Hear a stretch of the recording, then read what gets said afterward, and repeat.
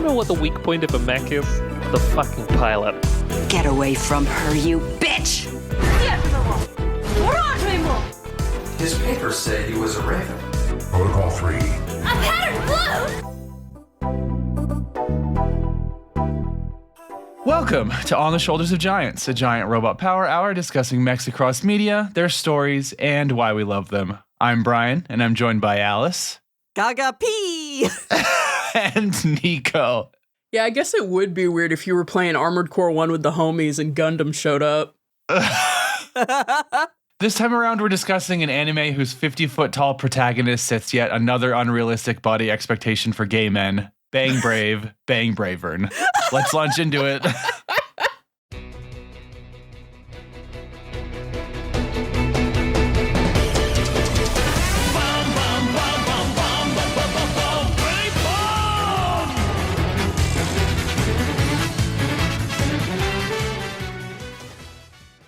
I've got some production news on this one. Oh, are you are y'all familiar with Cygames at all? Alice Yes, is. I am. I know this for a fact. Yes, I'm I not. am. Cygames is the company behind such beloved mobile anime gacha games as Uma Musume Pretty Derby, World Flipper, Granblue Fantasy.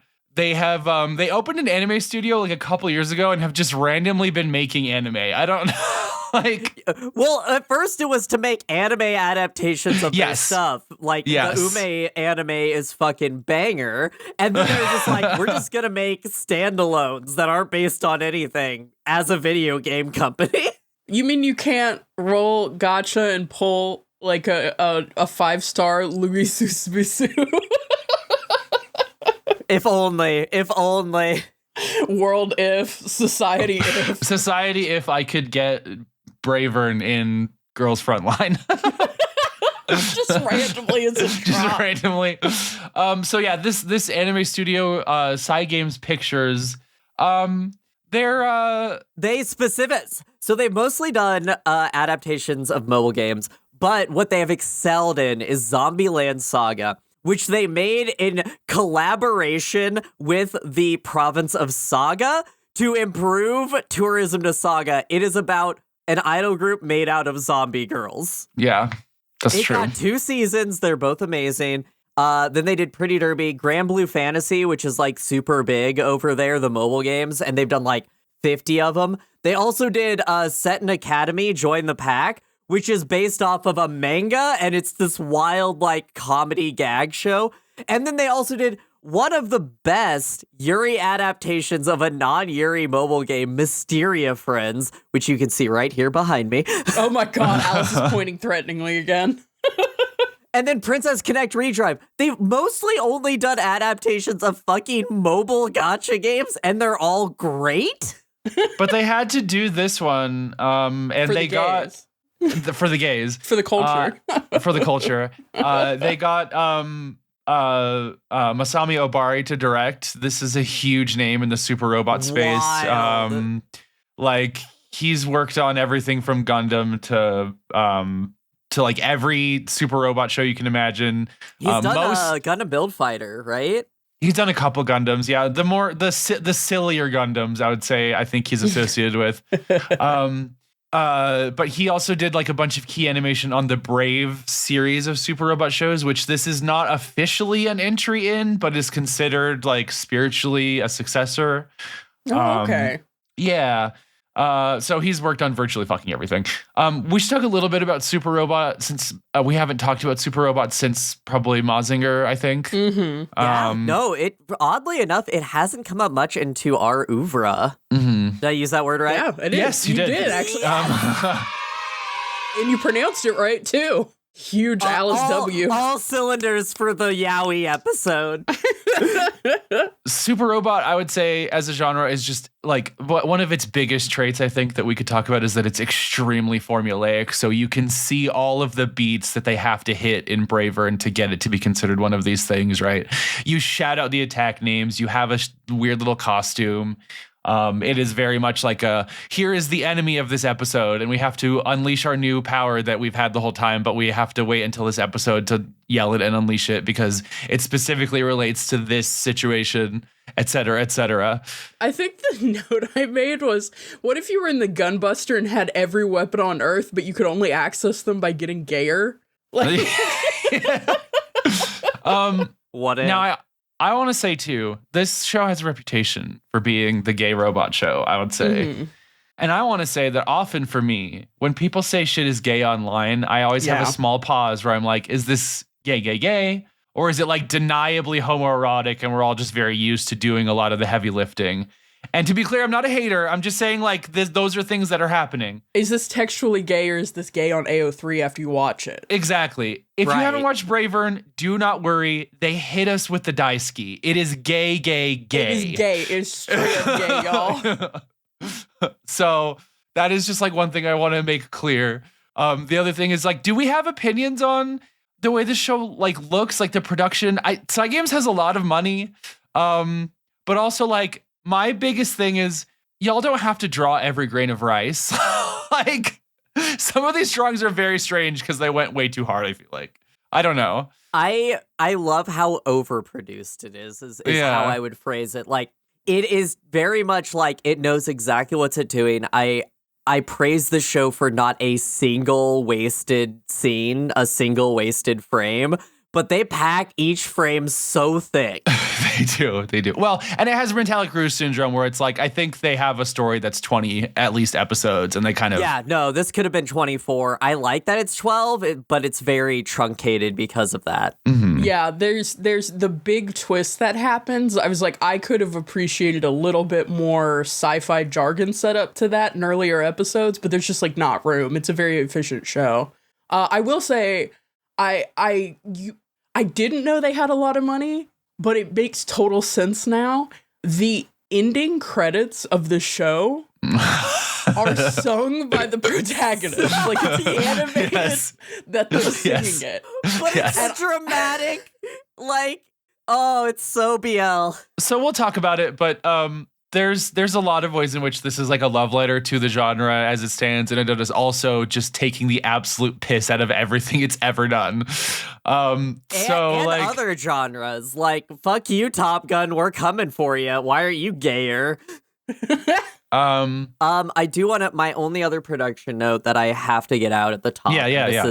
This is critically important for those who follow the important parts of the genre, which is the original character designer for this was Kamo Kamen, who is a Japanese Yuri artist, which mostly done kind of side projects. This is kind of her biggest like production, but it's also why you might notice all of the side characters are already in pairings. Yeah, I did notice. Like they're all already in pairings, and they're all Fujoshis. They're all absolutely perverted. Like they are. Every time our mechanic girl got like super excited that some homoerotic this is Alice's shit was favorite happening. character. I know it. Her name is Miyu. And She's she just wears absolutely. a shirt that says mechanic. Okay, we can't get into her yet, but I just wanted to say that is why I like the character design, because despite them being macho men, there's a softness to each of the characters, and I love the way that their faces are drawn. But again, everything's overproduced. And the CGI. Like, can we talk about the CGI up top? You know, I don't like it as it stands. I wish it were drawn, but like the designs are cool enough. They're cool enough of the time that it didn't actually like destroy my sensibilities or anything. I also feel like they specifically styled it in a way that it blended better with the line drawings than most CGI I've seen. Like, that's fair. We've now at this point we've seen a fair few series and movies that have used CGI to greater or lesser extents. Like, I think this show does a good job of like deploying CGI when they don't want to draw 25 lampposts, which cowards. Mamoru Oshii is on the phone. He would like to discuss this with you. Well, not Mamoru Oshii as of Innocence. Mamoru Oshii as of like earlier. But I like it's deployed in certain areas, but then like when there are shots of like Bravern stepping into the frame or like getting close to the characters. For the most part, that looks hand-drawn, and like, I don't know. I'm willing to respect, like, we can do a lot with this show if we can save some time on animating this stuff, but also make sure to do what we can to make it look harmonious with the rest of the show. Like, yeah, I don't know. It didn't bug me too much. I don't know how much of current Super Robot you guys have been following. I honestly think some of the CGI, and I this is all just my postulating, is also a commentary on CGI and Super Robo currently. I would believe it from this I would believe show. it too. So what did you guys know about Bravern before we got here?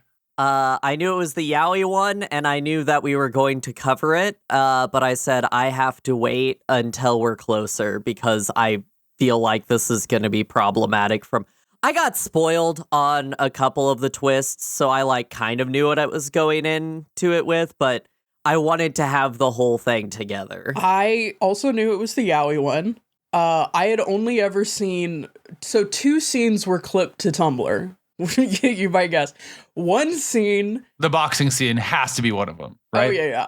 The first scene that I saw clipped was Bravern describing his relationship to Isami to the military council. So that, they were like, because the reason these 2 things were clipped were because the post they were attached to basically were like, oh, so when y'all said this one was gay, it's like actually gay, which is very funny. But yeah, they clipped the speech where Bravern is talking to the council and killing them with gay love. And then they also did clip specifically the part of the boxing scene where Smith just tackles him and like wiggles on him for a bit. I can feel it. Yeah.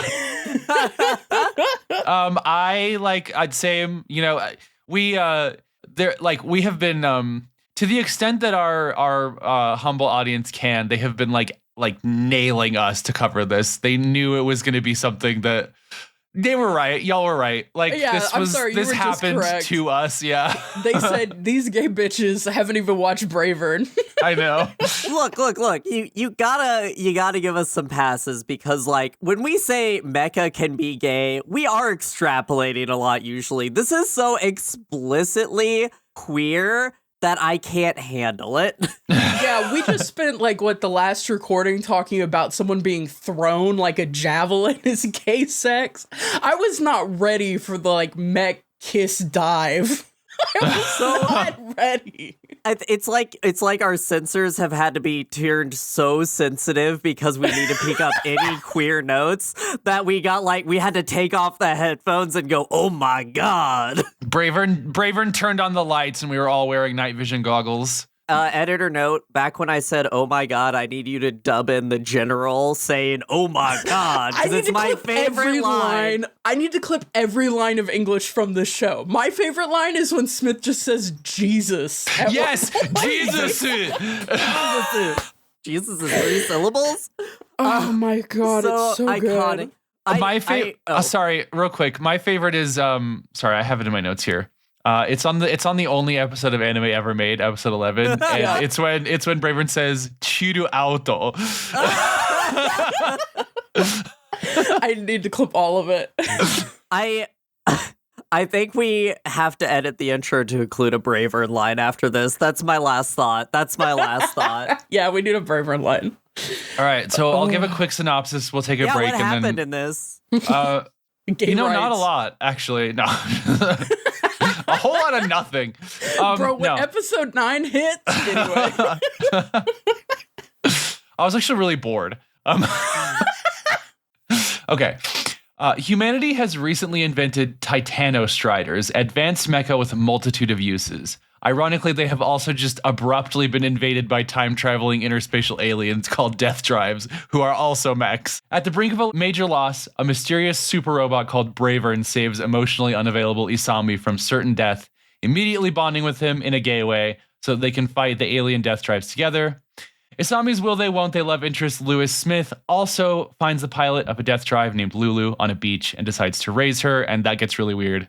After reuniting with their first Deathdrive opponent, Superbia, they form a queer millennial gay polycule, and from there it basically becomes Madoka Magica for boys. Let's go to break. Hey, Niko here in the break. Just wanted to let you know that while this is a podcast, and we'll always do our best to describe visuals we're commenting on, we'll also include links to the mechs and images we discuss in the show notes, and post actual photos on our show website. Along with that, make sure to check the show notes for content warnings as appropriate to the episode. That's all for now. Back to the show.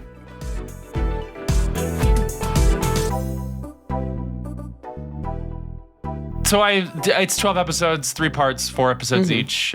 This is, again, very Metallic Rouge. Like, an episode will have 3 episodes worth of content, and then the next episode will have like 0.75 worth of an episode of content. I can literally see it in my notes, which is so funny because like there are some where I have like 12 bullet points, and then there's one where I have 5. Yeah. So yeah, what are our thoughts on like the first 4 episodes? Honestly, like the first episode obviously is like, this is what's happening. And then honestly, the next 3 episodes are kind of just like, let's explore the space a little bit, very idly, I think. So I'm going to make a reference to an anime that we haven't yet covered, but will. Aldnoah Zero. So in Aldnoah Zero, Earth gets invaded by Martians. And the drop sequence for this is very evocative of this. Another note from that is that they are on a like carrier group going around the world. This has that same note. I think the framing device of the army simulation, we've seen it before in specifically Price of Smiles. And I really got a lot of Price of Smiles out of this intro Guy sequence. who's only seen Price of Smiles. This is giving me a lot of Price of Smiles. Well, no, I agree when they go to the empty plane where you do war. Yeah. I also want to shout out Space Runaway Ideon because that is also one of those like we're just kind of a bunch of I mean obviously it's Cosmic Warlord Kinbright is like literally that where it's just like we're a ragtag group of people. Battlestar Galactica also. But yeah, it's a trope that works. What is it called? Thanks for asking. It's called the Bureau of Alcohol, Tobacco, and Firearms. Okay, when I heard ATF, I was like, oh shit. Yeah. So the other thing that I really like with this framing device is the speech that he gives. You know, I wanted to be a hero. But I didn't want to be a tank pilot. I didn't want to be infantry. I didn't want to be an airline pilot, Air Force pilot. I wanted to be a TS pilot, which is what I said before I transitioned. I want to shout out a thing that happens here that immediately tells you what kind of show you're into, which is when Lewis Smith, when we start, they're in a training exercise. Lewis Smith does a bro fist bump on his touchscreen through the comms channel. That tells you exactly what we're in for. I loved it. But yeah, this training exercise is giving us U.S. Special Forces and JSDF Yowie, like right in the beginning, which is very funny. But like, it's an international coalition that are gathered on Hawaii to do like a training exercise with these mechs, like learn how to work with these mechs. And we see throughout the series that they also have infantry support, they have air support, like how these things move together. And we'll see later too that the air support like directly interfaces. Like the Titanus Riders get airdrop other outfits onto their shoulders. It is one of the coolest mecha things like that I've seen this year. It's so good. Unfortunately, this exercise is like just when you thought it couldn't get worse for Hawaii. I know. Every time something bad happened on Hawaii, I was like, no. Pearl Harbor 2. No.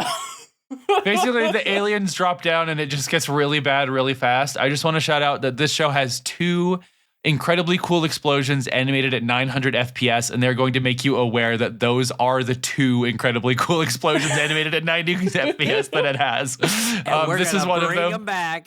Yeah. So something, just a little shout out, the A10 Warthog called out by name in this first. No, is that from Halo, or is that a real thing? Oh, brother, this guy stinks. Fuck you.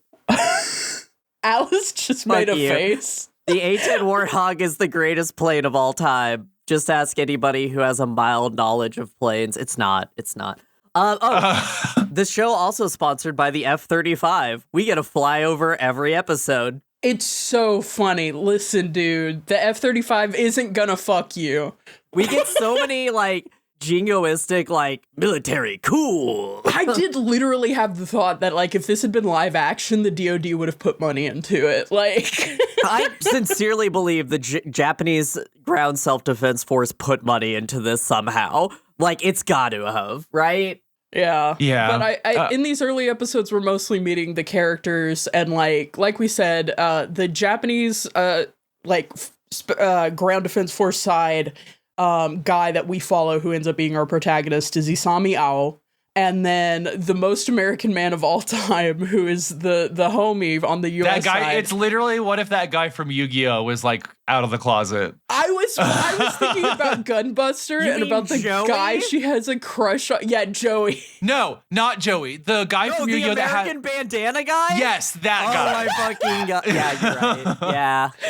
Oh my god, I was thinking of the other Smith from Gunbuster, who like she gets Torrance a crush on Smith. for like 20 Yes. minutes. Yeah.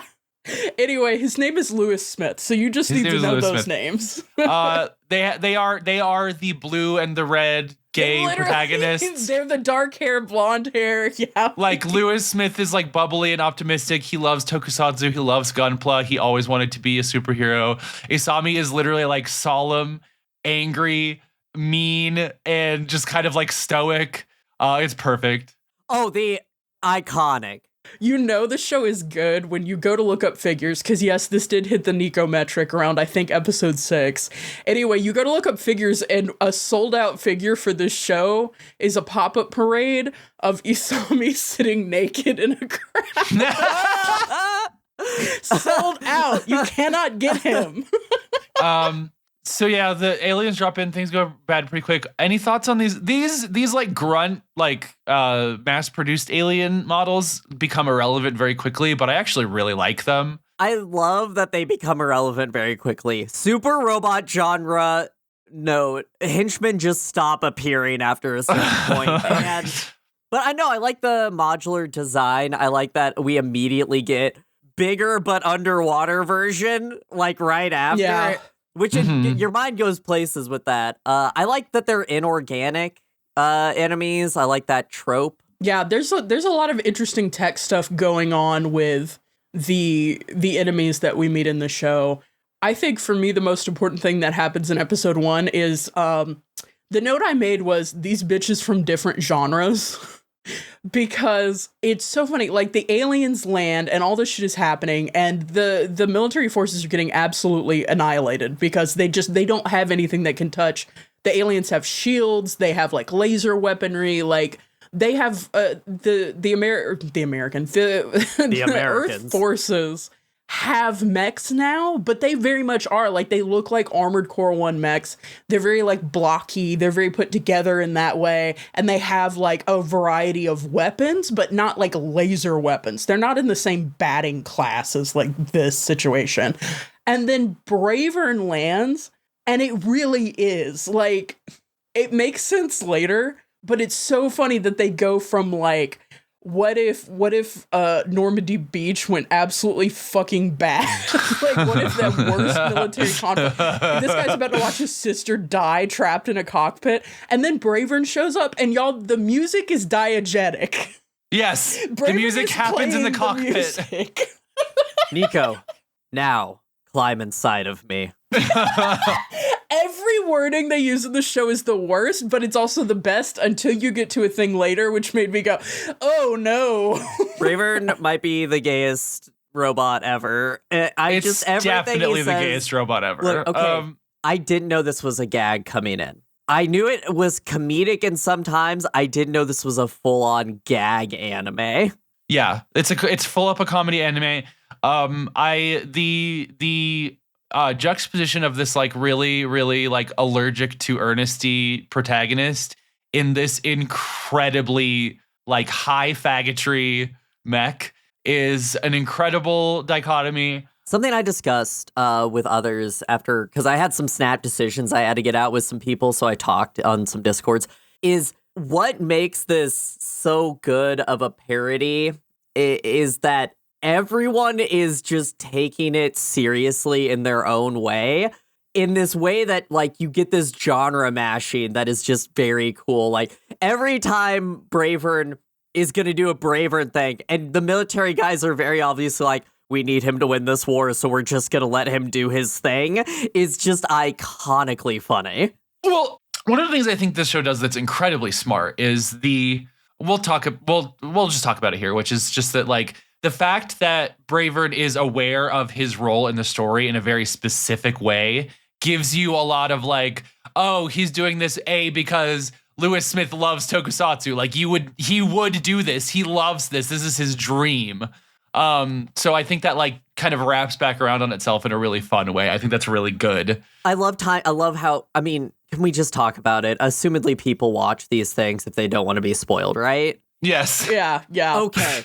So the fact that I love when a time paradox insists upon itself, like this is like, so it's an isekai is how I'm framing this. He got his dying wish of becoming Bravern, and because of that, reality is rewritten so his rules make sense. It's kind of like you go to another world and you're super powered because you can break the game system, but with our real world, like the fact that he's basically manifesting new superpowers is just so cool in a narrative way. Yeah, what is happening that I was talking about, it's like we could have used 24 episodes, is there is a point a little over halfway through the show where Lewis Smith straight up bites it, but he bites it in a very specific way where he explodes next to one of the alien who like her whole shtick is like space-time distortion. And that allows him to travel back in time in the form of Bravern. So there's this whole funny situationship happening. And I want to rewatch it now because I loved realizing that the whole reason that Lewis couldn't pilot Bravern is because Lewis is Bravern. And he just says it wouldn't work. Bravern just says like it wouldn't work, and Lewis just has to settle for that. And only we as the audience draw the understand line at later. self-cessed, okay? Yeah, we draw the line at self-cessed. It's so funny, but like looking back on the series, it's like it makes perfect sense that this happened in a certain way, but also it blew my mind when it happened. But I think to bring us back around, one of my favorite recurring gags in this show is the CIA waterboarding people. We can't, hold on. There's a line here we can't cross yet. We have to get to it when we get to it. But yes, the CIA loves to waterboard people. It's so funny. The way this gag escalates is fantastic. Yes. When it pays off, it's so good. But yeah, we cut back to in episode 2. The CIA is just waterboarding Usami because they're this like, tell us what you know too. about Bravern. Like, yeah. It's realistic. I call this the PTSD speed run with how they just fuck him up and then are like, get over it, dude. You have to pilot Bravern. They're like, hold on, we gotta turn you into an anime protag real quick. So in this one, we meet our first actual Deathdrive. What do we think of Superbia, like, just off the bat? I love a blue mech.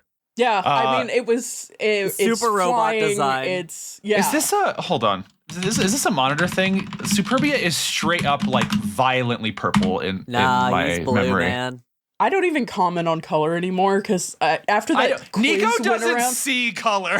I don't see color. No, after that quiz went around, that's like, what is turquoise blue to you or whatever? I'm like, nobody has the same eyeballs. No, but also, we're both right. The armor is blue, but like any wings or accoutrements are all purple. Both right because it's literally called out as the blue version in the anime. Please read the text we are covering. Please look at the images. There's so much purple. Oh, the Pink Ranger also has white on her, so she's also the White Ranger. No, it's accents. Nothing matters because sometimes your mech attends a war strategy meeting and starts writing the doujin out loud in the meeting. Chapter 1. So here's the thing. A, yes. B, this is also one of my favorite gags, which is they meet in this destroyed conference room that has one end blown off of it so that Bravern can stand there and yell at them. It's so good. It's so fucking good. But every time, I'm talking about this holistically, every time Bravern just appears in a meeting, like there's one time when they're in the meeting room and they're like, and Bravern's gonna join us, and there's an animation and his window comes up and I'm like, that didn't exist. He manifested that. Or like a lady's looking at the radar. Oh yeah. Yeah, he pops up on the radar and his name is on the radar and the commander literally says, How is his name on the radar? He has his own icon. He has his own icon. There's also in the same first conference scene when he's talking to all of them, one of them like covers their mouth like they're nauseous and says his mouth is moving. It's so real. And the German like there's like a German attachment to this. Heide Marie. So there's high five, Alice. We knew it, we imprinted on her immediately. She's so stressed out. She's so tired. What is Bravern is doing? She's so exhausted. But she tries to like have an aside with someone in German about like kind of like self-interest about like, you know, whatever. And Bravern's like, sorry, I speak all human languages. We have to stand together as one. And she's like, I'm sorry, Bravern. And yes, it is the same Japanese-speaking voice actors who are speaking German. It actually sounds pretty cool, although I don't think any of it actually sounds like German. It does. As somebody who sprechen die Deutsch, it's pretty good. I do also want to just shout out, talking about language, can we talk about one of the funniest reality-breaking parts of this? So the Deathstriders talk in a alien language that sounds like gaga, gaga, pee, pee, gaga, gaga. It's nonsense. And at some point, strange. They all start hearing him speak Japanese. And Bravern just says, I'm translating it for all of you. And you get this background as the thing goes on where everybody's like, is it a virus? How did he do that? Are we infected? What? And going forward, we can understand, everyone can understand them going forward. And it's just so good. I do just want to say, bro, would it be gay if I rescued you from being tortured by the CIA? Because I feel like the start of everything that happens between Isami and Lewis starts when Lewis goes and gets him out of the room where he's being waterboarded by the CIA. And then, like, from there, it takes off. But, like, yeah. Isami will now be naked in Bravern's cockpit for 2 straight episodes. You can get a figure if you know the right person. No one bringing him clothes, which is one of the better gags. Like, they're all just like, oh, he's naked because in there? initially, I think his sister brings him clothes, but she brings him clothes, like, as fresh clothes, because he's been in there a while. And Bravern's like, don't worry, he's, like, naked in there or whatever. And they're like, wait, hold on. There's a line Bravern says, which is like, he's having a wonderful time being inside me or whatever, while he's in like a full Shinji-ass fetal pose. He's Shinjiing out hard. I also want to point out the scene when they're fighting underwater and the Bravern's cockpit's filling with water, and Bravern just says, hey, don't worry. He literally says, hey, don't worry, it's just like in the abyss. It's so funny when you reference that. And he says, how do you know that movie? It's great. It's so good, because of course he would know that movie, because, oh, it's so good. One of the other big things that happens here, I think it's episode 2, is when Smith finds Lulu. Smith finds a mysterious silver-haired girl. This repeats a pattern that I love in this show, which is that the show keeps putting women in front of Lewis Smith. And Lewis Smith keeps going, nice to meet you, woman, and then walking away and doing something else. Lewis Smith is an ally of women. The other option, which is, you are my daughter now. Yeah, which is, yeah. So yeah, she seems to be dead, but he takes her to a hotel on the presumption that she is an enemy pilot. Like, he's put that much together. He's like, okay, I think that she was like discharged out of Superbia somehow. I'm not taking her to a civilian shelter, and I can't keep her at the military base.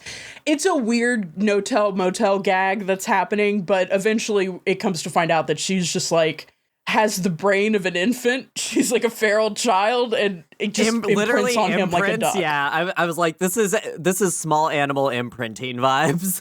There's so much I don't know what to do with here. Like, depending on the flavor of gag, she's either 30 or 4, like the way she's drawn.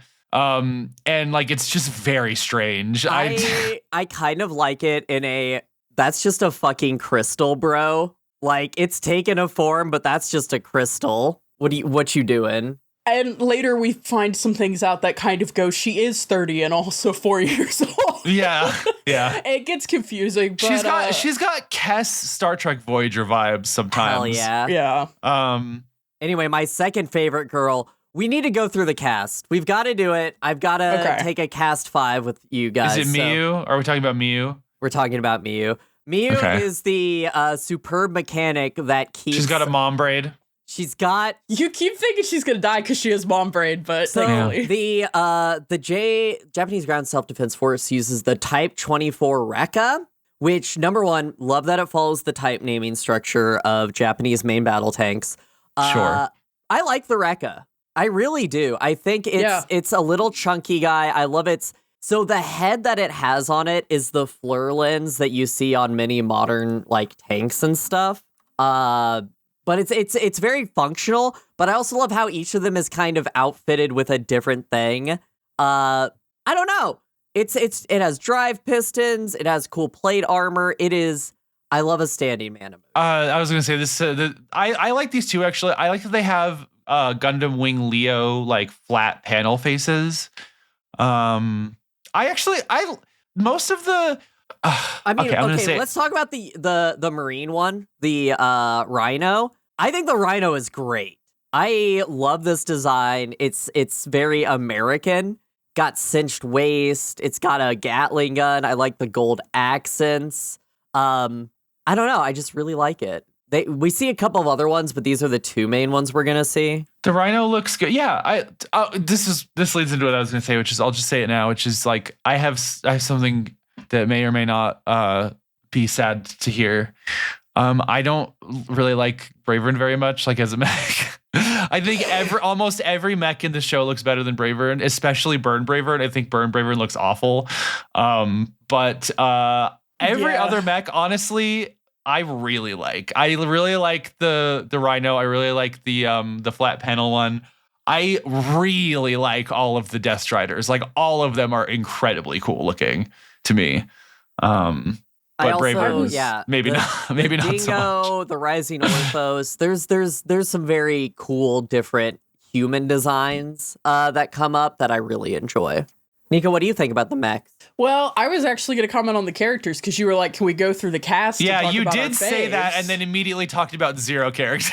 Okay, so Ryu is the I had to give the context, which is that Ryu is our boy wins in the first, beats Smith, and he's like, how did you do that in an outdated Type 24? And he's like, I have a really good mechanic, and that mechanic is Miyu. And Miyu is horny for two things: men loving other men and mechs. And relatable.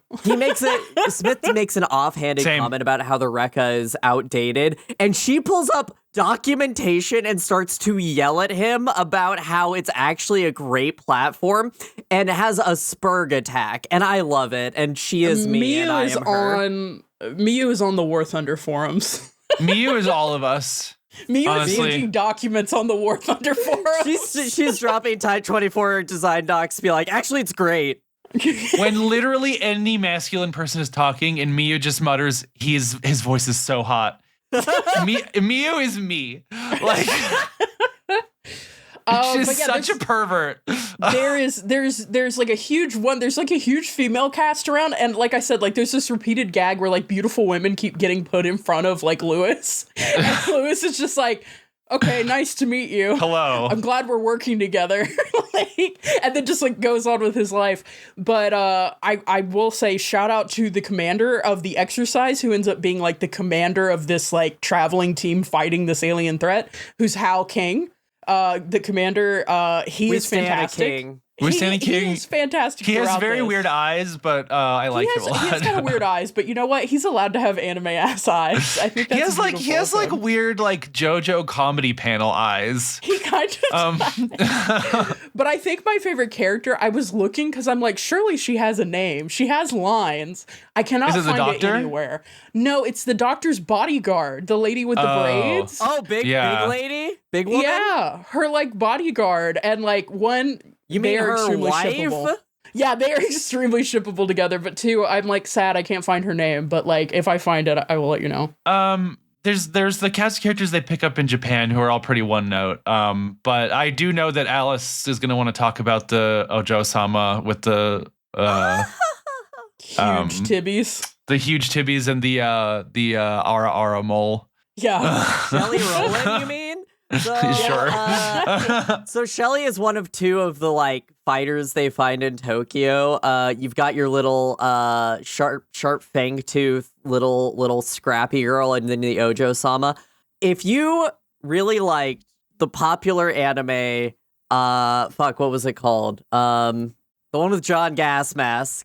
Sensuality Noir. If you love the sniper from Sensuality Noir, she's back.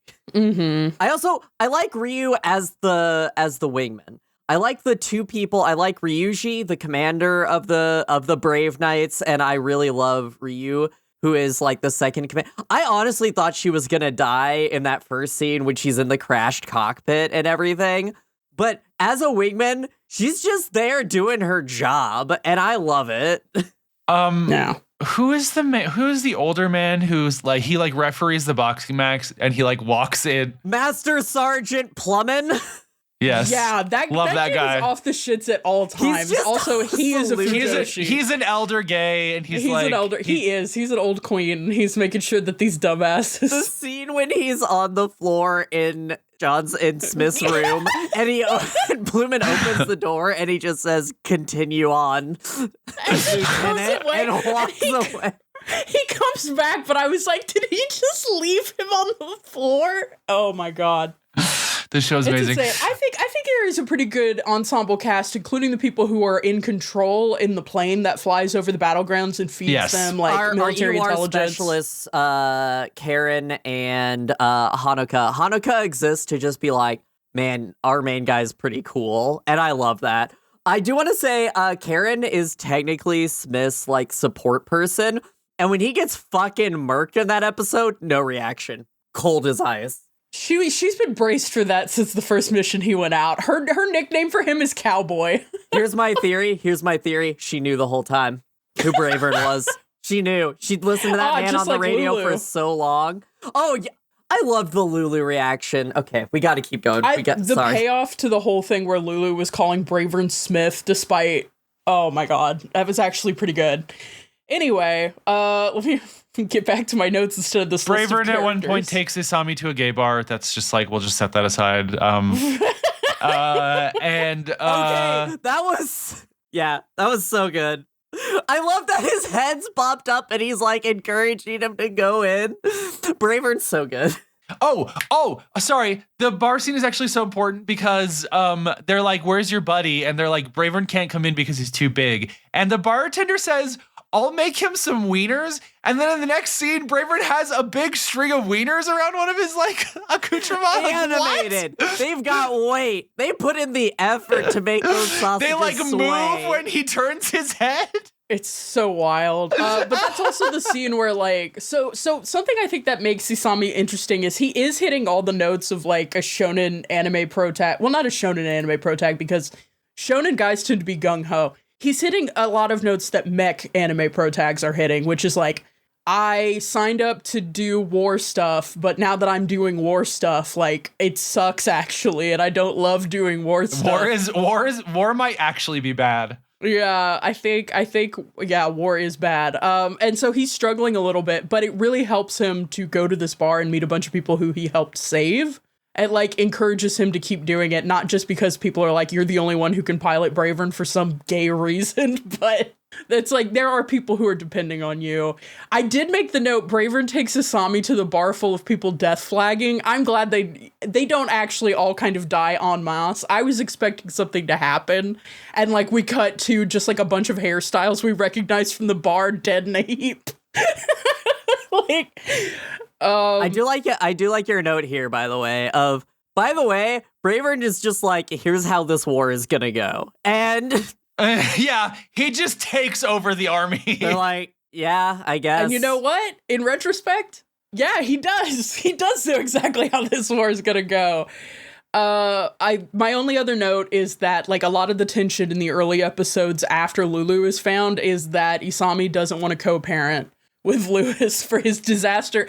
I call her a pet waifu because she has like waifu design, but she like at least in the early episodes, like she's like a Pokemon. She could only say very specific things. She's dog coded as fuck. She's dog coded. Yeah. So in this next part, starting with episode 5, she actually has watched enough tokusatsu shows to learn how to do basic sentences. Great bit. To her credit, Lewis is like, how do I raise this child? Put her in front of the TV. the only thing that matters in episode 5 is the boxing. That's the only thing that matters. So let's talk about what might be the greatest boxing scene in anime ever. So why are they having a boxing match? Because that's the only way to get your feelings across for some reason in the army. And why does the boxing match become raw, uncondomed sex between two men? Because Cygames wanted to give us all a gift. Because Plumman didn't step in as a ref, which I love his whole bit that he just doesn't do his job as a ref. He says, I will be the ref. Okay. He has an outfit. Where did he just have this the whole time? So I also want to shout out another thing that's happening just in the background of the boxing match, which is, I don't know if they explain why, but for some reason, Bravern can't just like come up and watch. So he's around the corner with a big mech-sized boom mic that has a Bravern name, but we don't know it because he gets interrupted by the boxing bell. This episode is so fun, and the reason it's happening is because, again, Isami refuses to co-parent. Yes. No, but like there's this tension where like Isami can't seem to figure out like why Lewis is even here. Apparently all he does with his free time is parent this weird silver-haired child, and like he doesn't really, like, they aren't communicating, and Lewis is trying to talk to him about the fact that it's very obvious that Isami is super uptight, super stressed out, and taking everything onto himself and unwilling to delegate even basic tasks to the literal aircraft carrier of people around who are there to help support Bravern. Battle group of people who have all signed up to free Japan. Yeah. The only way men can talk is by hitting each other. The only way they can talk is by constructing intricate rituals. So I love, so in Izamu's corner is Miyu and Ria, who are just like giving him lines from movies that people say to boxers. And then in Smith's corner, he has Lulu, who is just saying gaga pee. And he's like, thanks. Oh, by the way, Lulu is freakishly strong and could like kill a man with her bare hands. Because there's like a bait and switch that happens with Lulu, because when she first wakes up, she goes like death soldier mode, and you're like, oh, she's like what, a machine that has been trained for killing or whatever. And it's like, no, she ends up being this weird child, except she also has like ingrained combat skills. And whenever she busts them out, it does not matter if you are a Marine, it does not matter. She just beats your absolute ass. This is a plot bearing point later. Yeah, at one point she comedically literally kills Izami with it. Okay, there was a snap sound. I'm not crazy, right? You heard a snap? So she's like, needs him to stop, and she remembers that she is super strong, so she starts choking him out. And he's like, I'm actually dying. One of the things in the fight that I really love is people in the crowd are, in a way that this entire show, everybody is just reacting to these two men and their relationship, which is one of the best Everyone in the ATF is shipping them. They are every so single person. invested. And so And Bravern's like, I'm going to give them everything they want. Let me get this boom mic up here. And Smith knocks the shit out of Isami. And everybody starts booing because they put money on Isami. And Smith goes, wait, am I the heel? He is. We gotta meet our next villain bot, which is a Gelgoog. Well, I do want to say the reason that Bravern has a boom mic is because they do actually start talking during the boxing match. And it helps he wants to hear the gay conversation. Well, right. And he broadcasts it to everyone. He opens it up on the radio frequencies. Do you ever have a private one-on-one conversation with you, your boyfriend, and an entire aircraft carrier fleet? The best part is not everybody has a TV, so you cut to people in the fucking sick ward, and the doctor's just looking up, and you're hearing two men grunting and talking about their relationship. It's incredibly fucking funny. This is where we see Miyu go crazy. This episode is also a very important episode, Brian, for one essential factor. Bravern has a space-time 3D printer. Oh, yes. And he uses it for two things. One, to make Gunpla. Like big gunpla, like Bravern making gunpla-sized gunpla. And 2, to make weapons that will only get deployed in specific circumstances. Okay. But so the idea of they're just dedicating an entire fucking section of this aircraft carrier so Bravern can have a fucking chair and desk. The fucking giant chair. The giant chair and desk. Chair is giant chair, giant desk, giant god hand clippers, giant. Yes. The gunpla are person-sized. Yeah. So when someone comes to talk to him later, they're standing next to one of his gunpla, and it's like the same. You want to talk about scale? Like, scale in this is perfect. But this scene's great because it's like, well, yeah, they're CG models. You could just scale them for the scene. Like, Lulu's walking around and hitting one of the Japanese ground self-defense force ones, and it's bigger than her. It's really good. But no, halfway through, this is when they first, like, leave Hawaii, and they're like, okay, we've got to go liberate, like, the world, because these have landed everywhere. And so they head towards Japan, because fuck Australia. Y'all are fucked. Whatever weird Aussie. In the map where we see them dropping, they don't go to Australia, but Australia helps. That's why the dingo is deployed. Read the subtext of the Mechs, okay? Fair enough. Honestly, fair enough. You know what? That's on me. You got my ass. So I want to talk about Kupiridas, which is the next like villain robot. It's just a Gelgoog from Gundam, but also we hear the first Deathdrive speaking the alien language, so it's like Gagapi, Gagapi, Gagapi. It's hysterical. So it makes me laugh every time. I want to note that they finally got Smith a laser rifle from Armored Core. It like literally has like the Y shape, and then it like fires this energy kind of thing, and I was like, that's beautiful. I love that. To talk about the mech of it all, something that they do in earlier on, when they are fighting the people at the shields, they usually fuck up, but eventually like, we have to try different tactics. We like hit just one point and it'll distract them is their go-to. But I love that they now have looked at these and considered them, and Bravern has given them the very critical information that if you shoot one part of the shield, the other part is vulnerable, because we all know how shields work. We watch Star Trek.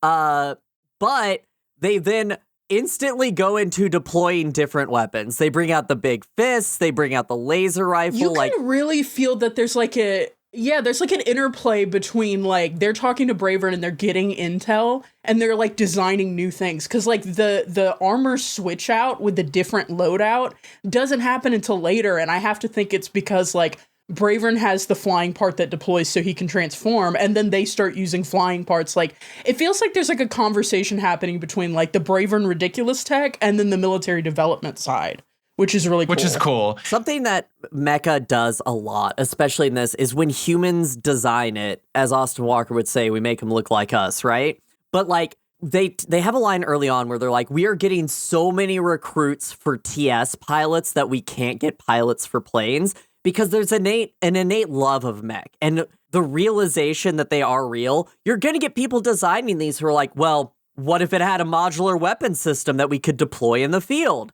And like, that's all based, it's like design of toys informing engineers. It is of all today. based. It's so based. So like, when I see that, I think I will say, part of this initial information download happens in a scene we glossed, which I will just mention very quickly.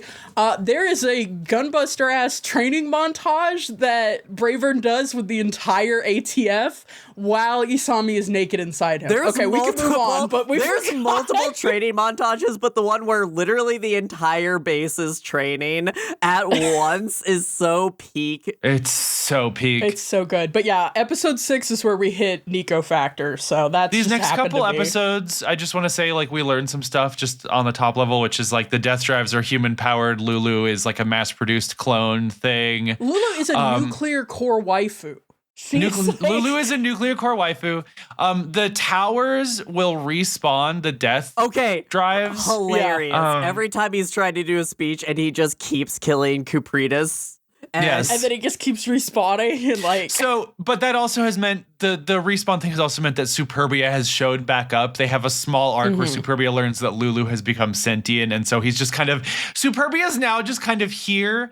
And this is where we get the payoff of the waterboarding gag, which is they have a giant towel that they try to waterboard Superbia with. Yes, they do. It's so funny. They're doing it with two mechs. The CIA guy in the Hawaiian shirt is still there sitting in his chair, but they've got two mechs with a big towel and a hose, and Superbia is just like putting up with it because he's like trying to Zen meditate, and he's like, okay, this might as well happen. And then when he gets fed up, he just like tells him to fuck off. Oh my god, it's literally insane. It's fantastic. There's a very funny scene in here where Hao King, the commander of the ATF, has to meet up with the remaining officials from Japan, and they're in a conference room, and he has to like introduce his cringe robot to his fellow military officials because the ATF has gotten used to Bravern. They're just like, yeah, this might as well happen, whatever. He's got a weird Zoom call animation, whatever. And then having to introduce him to the remaining Japanese forces who have survived an absolutely horrific campaign by the Deathdrives. The other thing we learned from Kupirdus is that Bravern has a halberd now, which is going to hit every time for me. I love a halberd. It's a fucking cool ass halberd, but also that he will not deploy it until a certain time in the fight. Yes. Which is so super robo. You have to get gay enough to deploy the gunbuster weapons. Also, I want to point out a visual gag that's so funny. There's a point where Bravern is yelling, I think, at Superbia. And no. It has to be at Kupirdus because they're the one who's like, I don't know your name or whatever, and Bravern has to reintroduce himself a couple times. There's a point where he has this like crazy flashy animated background behind him in a scene as he yells something, and then the camera pulls back and you can see that he's projected this rectangle physically there. Him. Yeah. It's physically there. Like the music, it's diegetic. I was, oh my God. Yeah, it's and in the fact that Bravern plays the music outward, so when you're in the cockpit, it sounds like muffled, like you're in an elevator. A+ sound design. Hysterical. It's so good. There's a very funny moment during this fight where like Isami is talking about like why is Smith trying so hard? Like why is he part of this or whatever? He's like so full of himself or whatever. I forget the context, but basically Bravern then tells Isami that Smith isn't that confident. He's the kind of guy who covers his armpits at the public bath despite the fact he gets full body waxing. Yeah, Bravern sure does know a lot about Lewis Smith. Isn't that strange? Wait. It's also so funny. Why would you tell him about that? Yeah, Isami's like, wait, this is a fact I have now. What the fuck? What do I do with this information? But yeah, I just like we're just getting a lot of like this loves and wants to play with all of these like genre. Like this, and I love that this has backed up right on the Titanfall episode, because I think this is two very different ways of doing the same thing, which is just getting a lot of really good mileage out of this genre in a really, really like efficient and like deliberate and loving way. Loving is, I think, the important word. This is overall such a love letter to the genre, while also lampooning the hilarious parts of it that we're all like, we enjoy that, but so really you're making a squad that's going to support Bravern. What do you call that squad? Autistic mode. Well, if you're American and that's not in the military handbook, you can't put it in there or else your whole handbook will get deleted for having DEI language. You call it the Brave Knights. Okay, Ryu being just like, that's so cringe. I know. She's like, there are very few people in this show that are willing to call out cringe, not the least of which because the personification of cringe is the only reason they're not all dying.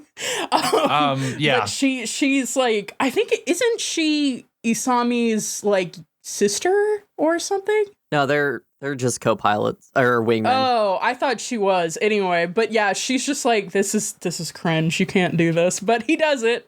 And they get a mech upgrade, or at least Smith does. He gets a mech upgrade to something that's supposed to be a co-piloted mech. You're supposed to have two pilots, so one that handles kind of sensory, and then... Alice, this is a GM, so I feel like you're going to want to love on it.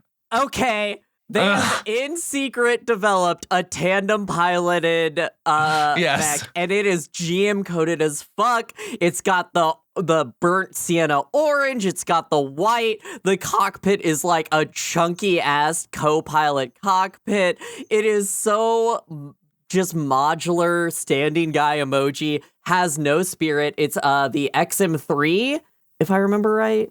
I also actually really like this thing. I like the Again, it's just like, this is clearly the avenue through which we are just going to involve Lulu in everything. So I love this because this is also the transition point where I start liking her, though. So yeah. No, she gets an arc. She really does throughout the series get an arc. I love that she's just like in there and playing around and puts the helmet on. Same girl. Same. Yeah. That scene is so Alice coded. Yeah, it really is. But it also makes perfect sense that she would be able to activate this like very selective machine because like she was literally born to pilot. Like the only reason she existed was to be inside a mech, and that wasn't like a voluntary like collaborative partnership in the way that Bravern and Isami is. But like, you know, I feel like she has the innate ability to kick ass at any moment.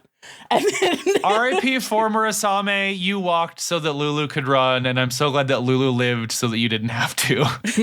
She's just a fucking new type. They just introduced new type tech in this moment. That's it. I just want to point that out. It has a Psychomu, yeah. It has a Psychomu. Bravern knows that things are about to get dark. I love this plot beat. Bravern starts talking very seriously and very like, I don't know. There's an energy to this that's like something bad's about to happen. It's like, oh, Bravern like knows something. I will say Lulu does a bit where Smith doesn't want her to go, and so her answer to this is to literally dress up as Rambo. Yes, it's so cute. Also, Alice coded his language.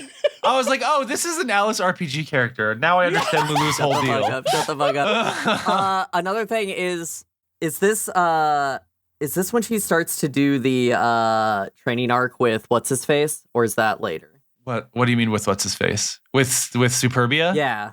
That's way later. That's way later. Yeah. Okay. This is the hangar scene where we get the first time I think on screen we've seen Smith give that speech, or like a version of the speech that repeats throughout the show about wanting to be a hero. Talk about Alice characters when they're doing the we're about to go into this fight scene. She's just there with sunglasses on, smug as fuck at the front of the room. Or did I skip a part? No, you're good. I was dying because there's a speaking of speeches, there's an early on speech when we're establishing the stakes where Captain King, the commander guy? Yeah. Commander King is giving a speech, and he is on a Mechs shoulder sidecar that has a podium on it. Okay, Mechs of all time, the podium mech. The podium mech is incredible. Do you think it's a dedicated podium mech, or do you think it's like the cannon, I think gear? it's ceremonial. I am praying to God that it's a dedicated podium mech. 100% that's a dedicated podium mech. You know they've had that around. Yeah, when Isami and Smith have this conversation, it's the first time since the boxing match that they've actually like really connected and like talked about it. And it's Smith acknowledging like, listen, at this point, he's tried twice to be the mech pilot. He offered to become Bravern's pilot, and Bravern said that would be weird. And we find out why later. And then he also tried to like assimilate with Superbia also in place of a Lulu. And that he was rejected from that. And so he's gotten this like second prize of leading the support squadron with this new mech. And he's like explaining to Isami that like, I always really wanted to be that hero, and it turns out I can't be, but you can. And that does matter. That's not nothing. I know it feels like a huge burden, but like, I'll be here to support you. And I do believe that you can save the world. And I write the note, the willing Isami Lewis fist bump is gay sex. Gay sex. Because he actually gets, because Lewis is always giving people fist bumps, including at one point, I think there's like a mech fist bump, which is really good. Yeah. But he actually like offers the fist, or I think maybe Isami offers it anyway. Me when I'm offering the fist. Yeah, they offer the fist to each other anyway. It's important for later shit. So yeah. Can I just gush about our next 3 Deathdrives real quick? They're my favorite ones. Because we finally got women. But we have to establish why 3 of them are together, which is we've done Pearl Harbor 2. We are about to do 9/11 too, because we've got to hit the 2 towers and the Pentagon, and they're in Hawaii now. They're in Hawaii now. Oh, no, I think these are still in Japan, right? This is Europe, they I don't thought. Go back. No, they go back to Hawaii. So the remaining 3 Well, they go back towers... to Hawaii at the end, but this one is somewhere else because it doesn't have the Hawaii scenery. Yeah, this is the one at Tokyo, sorry. Either way, there's 3 new extremely cunty death drives. Oh my fucking God. When I saw these, I said, Brian's gonna shit his fucking pants. I love these things. So we have Vanitas, which is like this crazy, the like character from Kingdom odd Hearts thing. Yes. He has funnels. He looks Vanitas super is the cool. first gay death drive, so shout out to him. He's extremely Richard Simmons coded. The other one is Pessimism. Pessimism is my favorite one. Pessimism is just a Zeong from Gundam A, but he's like green and like he has depression. And he has depression mist that makes you sad and see things. Oh, important detail that we forgot. So we find out in the Kupiridas fight, the death drives all have a wish, which honestly I think you could call a death wish. They all have like a specific thing they want to do or a specific way they want to die before they die. Like, they all have this attachment to death, and they all have this kind of specific thing they want. Kupiridas wanted to explode in a really cool explosion, which relatable. But all of them have something weird, and these 3 are all shouting about it. Yeah, I love it. And the third one is Mommy. This is Knuth. Knuth. Sorry, Mommy. Sorry, Mommy. Sorry, Mommy. Sorry, Mommy. There's a mech actually I do like more later, maybe. I don't know. The death drives are all so cool. I love these things. The death drives are really cool. There's one later that I don't like as much, the one that eats the lava. I'm kind of like, it's got interesting things going on, but I was like... So I want to make one note, which is, you called it out earlier when Miu said, God, his voice is so hot. I need you to know every person she says that about is voiced by a Japanese VA who is legendary. So Superbia is voiced by Tomokazu Sugita, who I don't know if you know, but was Gintoki Sakata from Gintama. Yeah, Gintama's a big one. There's also there's a death drive I'll talk about later who has a voice actor that I think we'll all have a moment about, but we'll get there when we get there.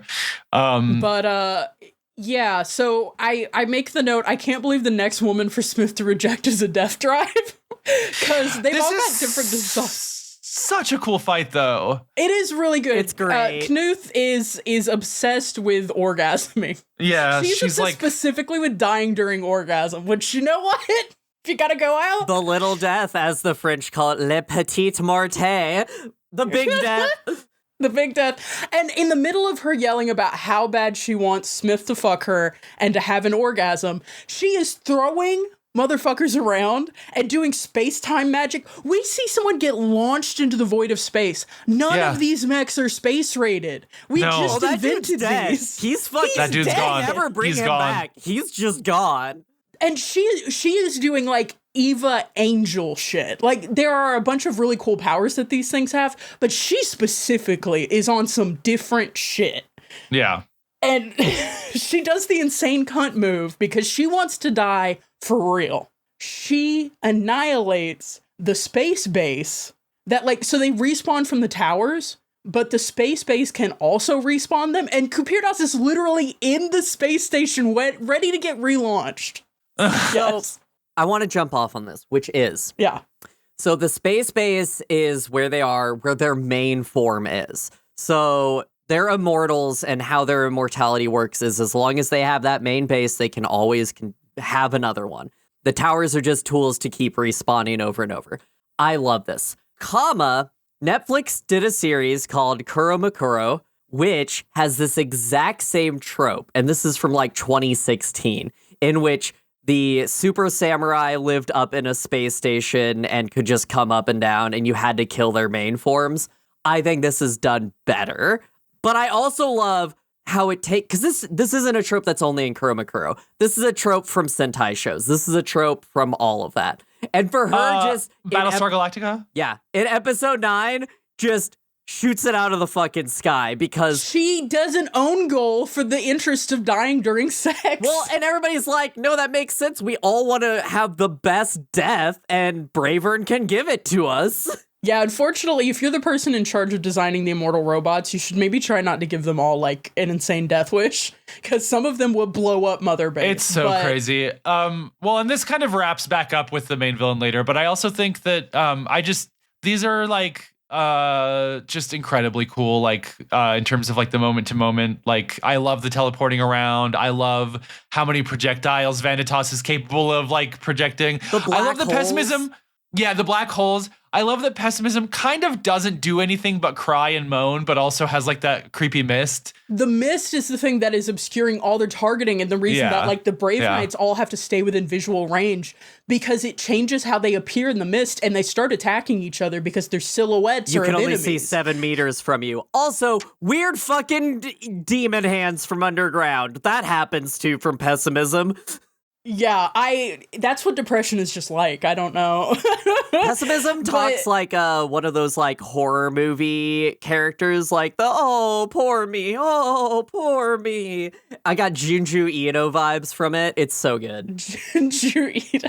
Junju Ito. But the important thing that happens here, Bravern is kind of getting his ass kicked a little bit. Yeah. He doesn't have a pilot. Well, Bravern doesn't have a pilot for Grip, but then he does. Like, Isami and him are together, and this is the point typically where there'd be like a new weapon ability or a new whatever, and it's just like not happening and not happening and not happening. And then Lewis Smith blows himself and Knuth up in this massive explosion, and everybody is on comms going, did Lewis just die? I think we just lost Brave Knight 1. I think we just whatever. And Isami is getting this in the cockpit and like actually starts crying and like has an emotional breakthrough. And like that is what is, he channels the husband rage into. This is our second $10 million animated explosion that we're going to see a bunch. And also, I just want to point out that like that GM mech that he has like a interior skeleton. It looks so cool. I love that part so much.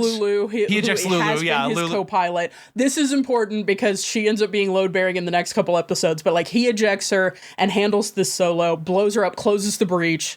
Hey, but in the next episode, that she's just wearing a regular mech pilot suit in this. Shout out to that. That's it. Yeah, I like that. I love that too. Yeah. POV, you're going to heaven.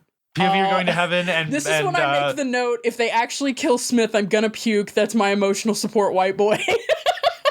Which I think is also true for Isami. I think I kind of figured out where we were going by this point. I did not. This is the point where all my notes go caps. Yeah, like sometimes you're in the afterlife. Does the power of gay love ever pierce the veil of death and save the day?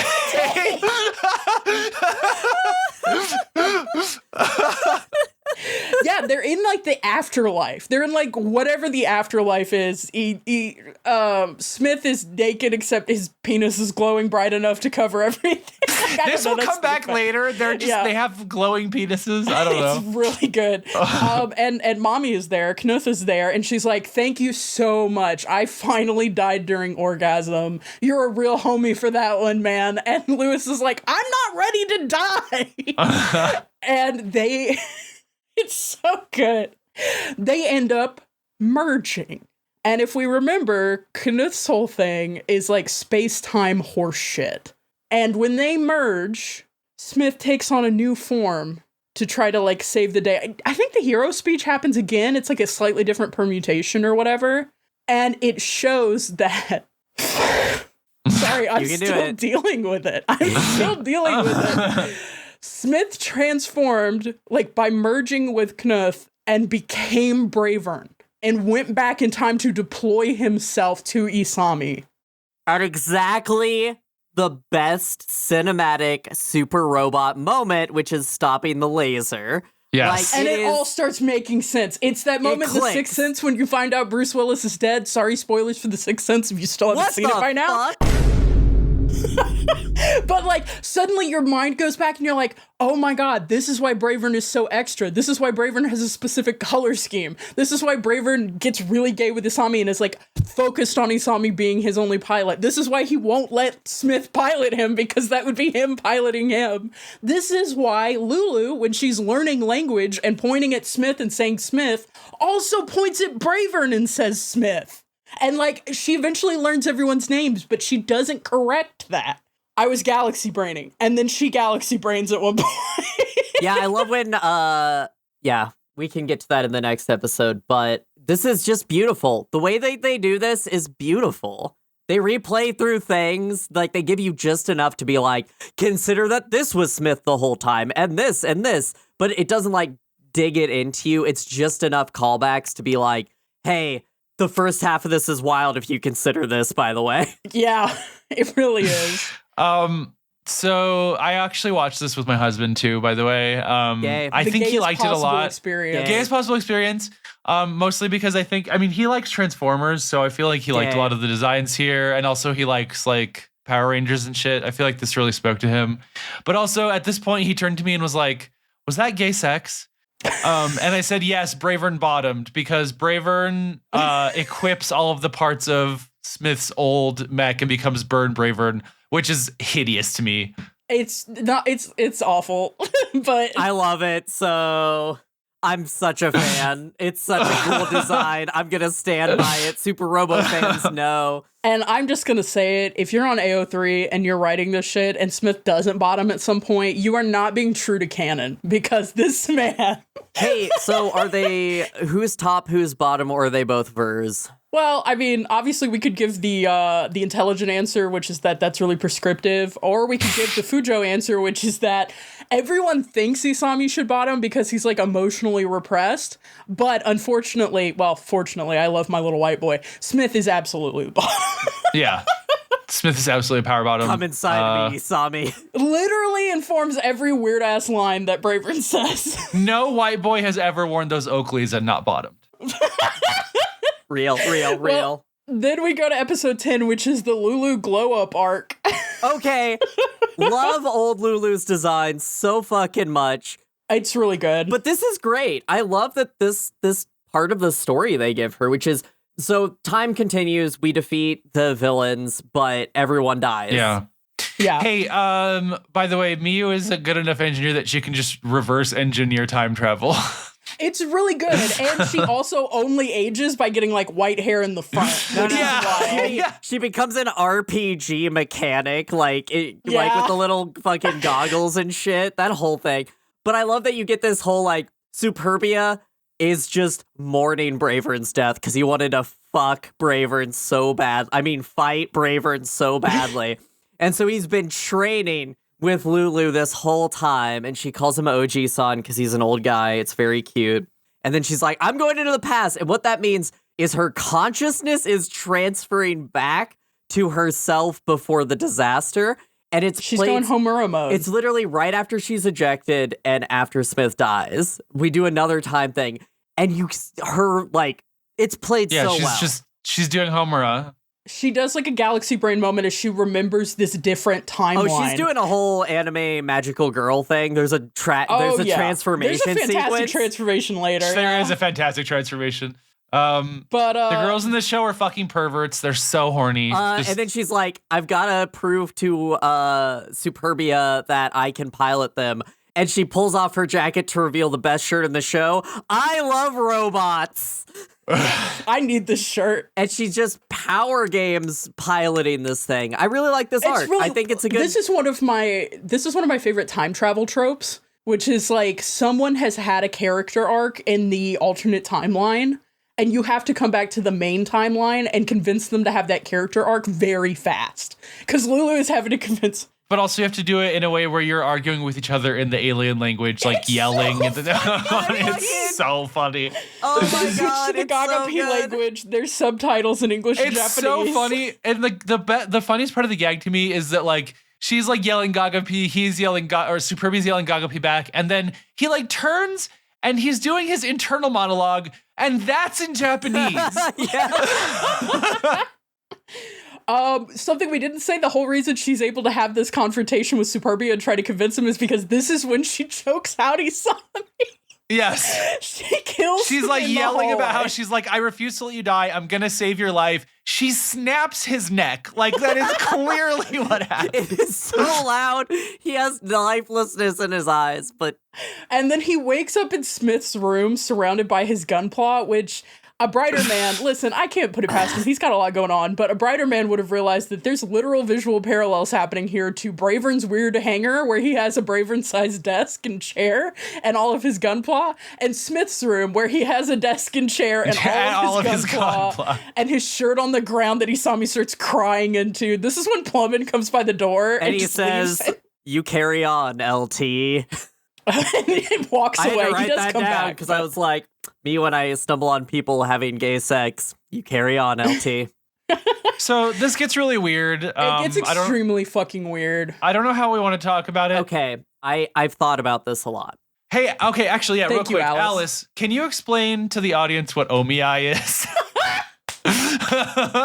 This is what the Japanese call omiyai. Okay, I'm We do gonna read. Aibo mode. Omiyai refers to a traditional Japanese custom where unattached individuals are introduced to each other to consider the possibility of marriage, often arranged by matchmakers or family members. This is what is called a marriage meeting. You meet a partner that you have been assigned with by your parents. And that's what... Okay. There's no way to approach this in a way that doesn't acknowledge that there are very weird undertones to what is being said between There's characters. overtones to what is being said. Between characters who have been assigned a very old age and sometimes a very young age. And a familial age, or a familial relationship. I want to say that I struggled with this, but then I was like, I did too.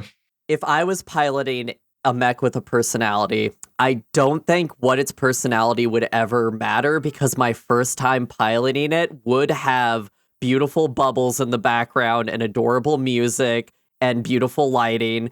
And so if I take it from that of like, any mech you're going to pilot the first time, you're going to have a shoujo manga scene about and talk about it being your first time. Okay, but I'm holding the microphone up to your face. I'm like saying, hey, this is Niko from Fujo Times. Yes, hello. Can you please comment on the line, Uncle, I will be your first? Okay, well, no, hold on. I want to talk about this too, though. Because I just think that I was actually going to ask y'all, did you watch this on Crunchyroll or did you download it? I watched it on Crunchyroll. Okay, because the Crunchyroll subs do translate Oji-san as uncle, which doesn't need to be translated to that specific word. I feel like, it could also be translated to like old timer. It can just mean old like, man. So like the fact that the subs, like the localization team, decided to make it uncle gives this another layer that is equally uncomfortable, I would say. It gives it an uncomfortable valence. But Well, it's more of a Southeast Asian version of uncle where any older male that's not your relative. That's what we were just saying, but you had left because you refused to comment. Yeah. Yeah, we did say that part. But that was awful, and I did not enjoy it, and I don't think they should have gotten Yuri bubbles, though. I do love the fact there are several points where they get yaoi bubbles just from, like, whatever is happening between Bravern, and it's so good. They make this weird. They give it a magical girl transformation where Lulu like wills a Bravern like cockpit into Superbia. It looks great. Her costume fucking whips ass. It's extremely cute. Her controls have cat ears on them. She has a big boxing glove mitten things. She has boxing gloves because, of course, as we all know, Isami and Smith are her parents. They're her dad. She is her father's with the apostrophe after the S because it's both father's daughter. It's so good. And the other thing I want to say is just that, like, I think it also kind of there's a thing this is playing with, which is just that like the Koji Kabuto is the only one that can pilot Mazinger, right? Et cetera, et cetera. And I think that this kind of like does a cool diegetic justification of that, which is just that like there's an importance of the pilot and the mech. They have to be drift compatible, right? And there has I to be like that a kinship, and like that's where I felt like the uncle thing hit, because like the reason that Isami pilots Bravern is because we find out Bravern is Smith. Like they have this relationship. Yeah, and they have this relationship, and so it's like natural and kind of seamless in that way. Lulu and Superbia having a difficulty with it and having to try at it, I think Lulu makes it special. She was supposed to be an exploitable resource. She was supposed to be an energy core, and then she ejected and became her own person. And like Superbia, I think the note I made was, "You've soiled my waifu. I need to take 5." Superbia has like that arc, but like he has to acknowledge that she isn't just a usable resource. She is a pilot. She is a companion in this. And that'll feel great if you see your pilot that way, says Bravern. Now we all have to bond in the only episode of anime ever created. We get a beach episode. For context, Brian messaged us because I think they saw this episode before the others of us. Episode 11 is the only episode of anime ever made. Weird, but that's how it is. And so I wasn't ready even then. And it was so funny because I messaged at like 1 this morning when I was wrapping this up. I was on episode 9 and I was like, how is 11 the only episode of all time? Because 9 is the one where you find out about Smith is Bravern, Lulu has time traveled. Like there's all this wild horse shit that's happening. I'm like, how is 11 the episode of all time? And then like an hour later, I just commented, I understand now. So I want to talk about the popular shoujo anime Cardcaptor Sakura. Thank you. It's time. Thank you. There's a famous scene at the conclusion of the second Cardcaptor Sakura movie where Sakura finally confesses her love to Lee Xiaoran. It is like the culmination of like I think the anime is like 50 episodes long. Like 56. It is so much time spent. Like these two clearly deserve to be in a cute little romance. And she leaps across a building at him into his arms. And I just want to say that Bravern does that exact same thing to Isami. And yes, he is still 50 feet tall and he destroys an entire cliffside doing it. It's so good. And the way they land, like they would have kissed if it was feasible. No, they kissed. The way they kissed. land and then Lulu walks up and is like, hey, I figured out dinner. Should I come back? Like, is this a Lulu bad walks time? in on her Because dad's it looks like they fucking- are straight up gonna We're gonna Yaoi Bubbles. This is a perfect television Bubbles. program. This is when we get the daisuke. Like it is. This is when we get the daisuke. Y'all, it's we gay get for real.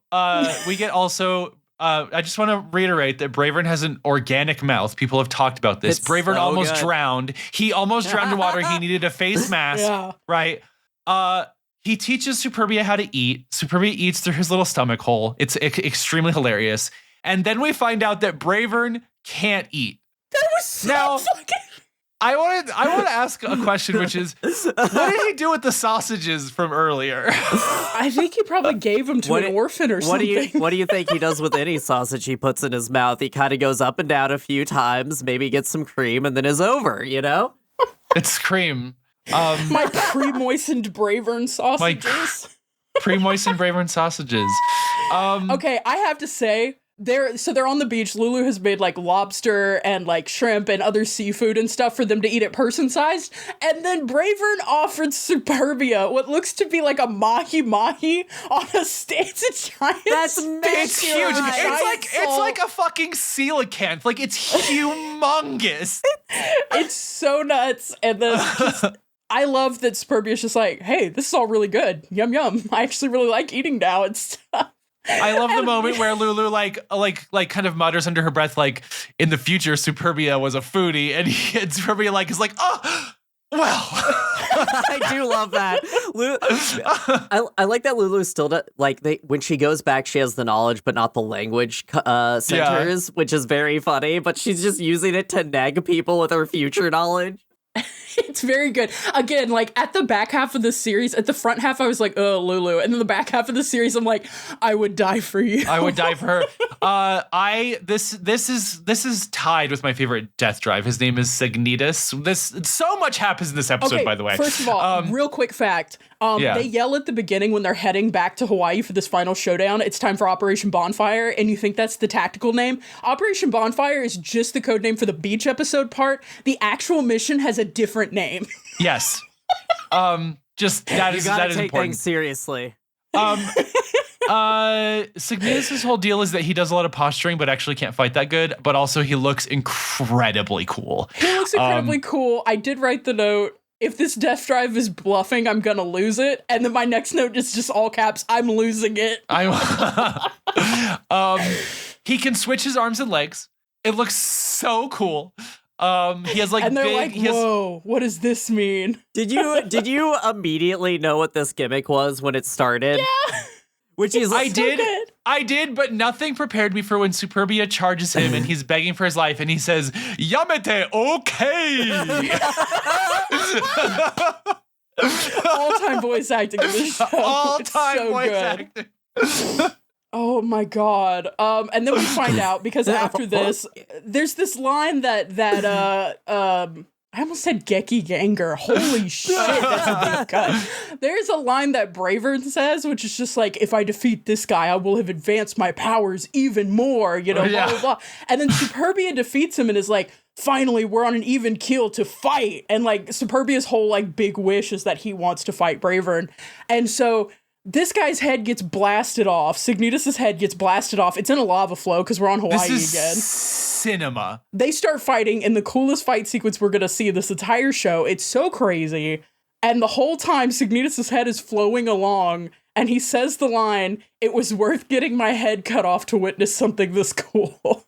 There's like so many shots where they're in the background and Signitas' head is in the foreground. He's like either in a lava flow, like being blown up. At one point, somehow he's been impaled on like the top of a very sharp rock. It's so good. Signitas' death wish was to watch gay sex, I guess. I don't know. So this does a trope that I really like to see in Mecha and otherwise, which is the especially in the superhero genre, where the first enemy you defeat becomes your like rival, and they in a way become your ally. And I think that this one does this in a way that's very honoring the genre. Hey, let's take a turn in tone. Unfortunately, the coolest fucking dude in the world shows up.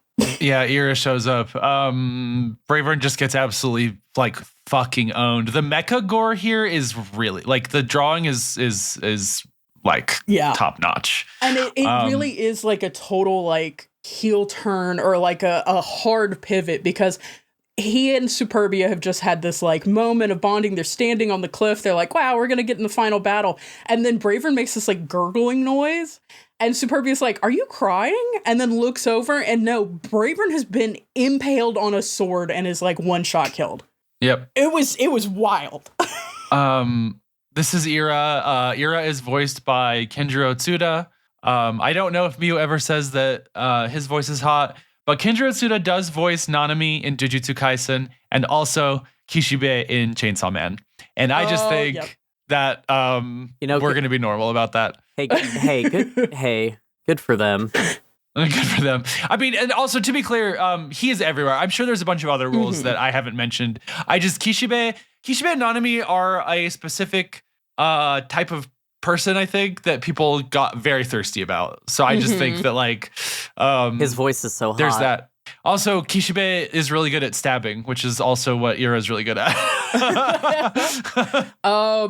Like Superbia is like, holy shit. And there's a moment at which Lulu gets like ejected from Superbia to try to save her.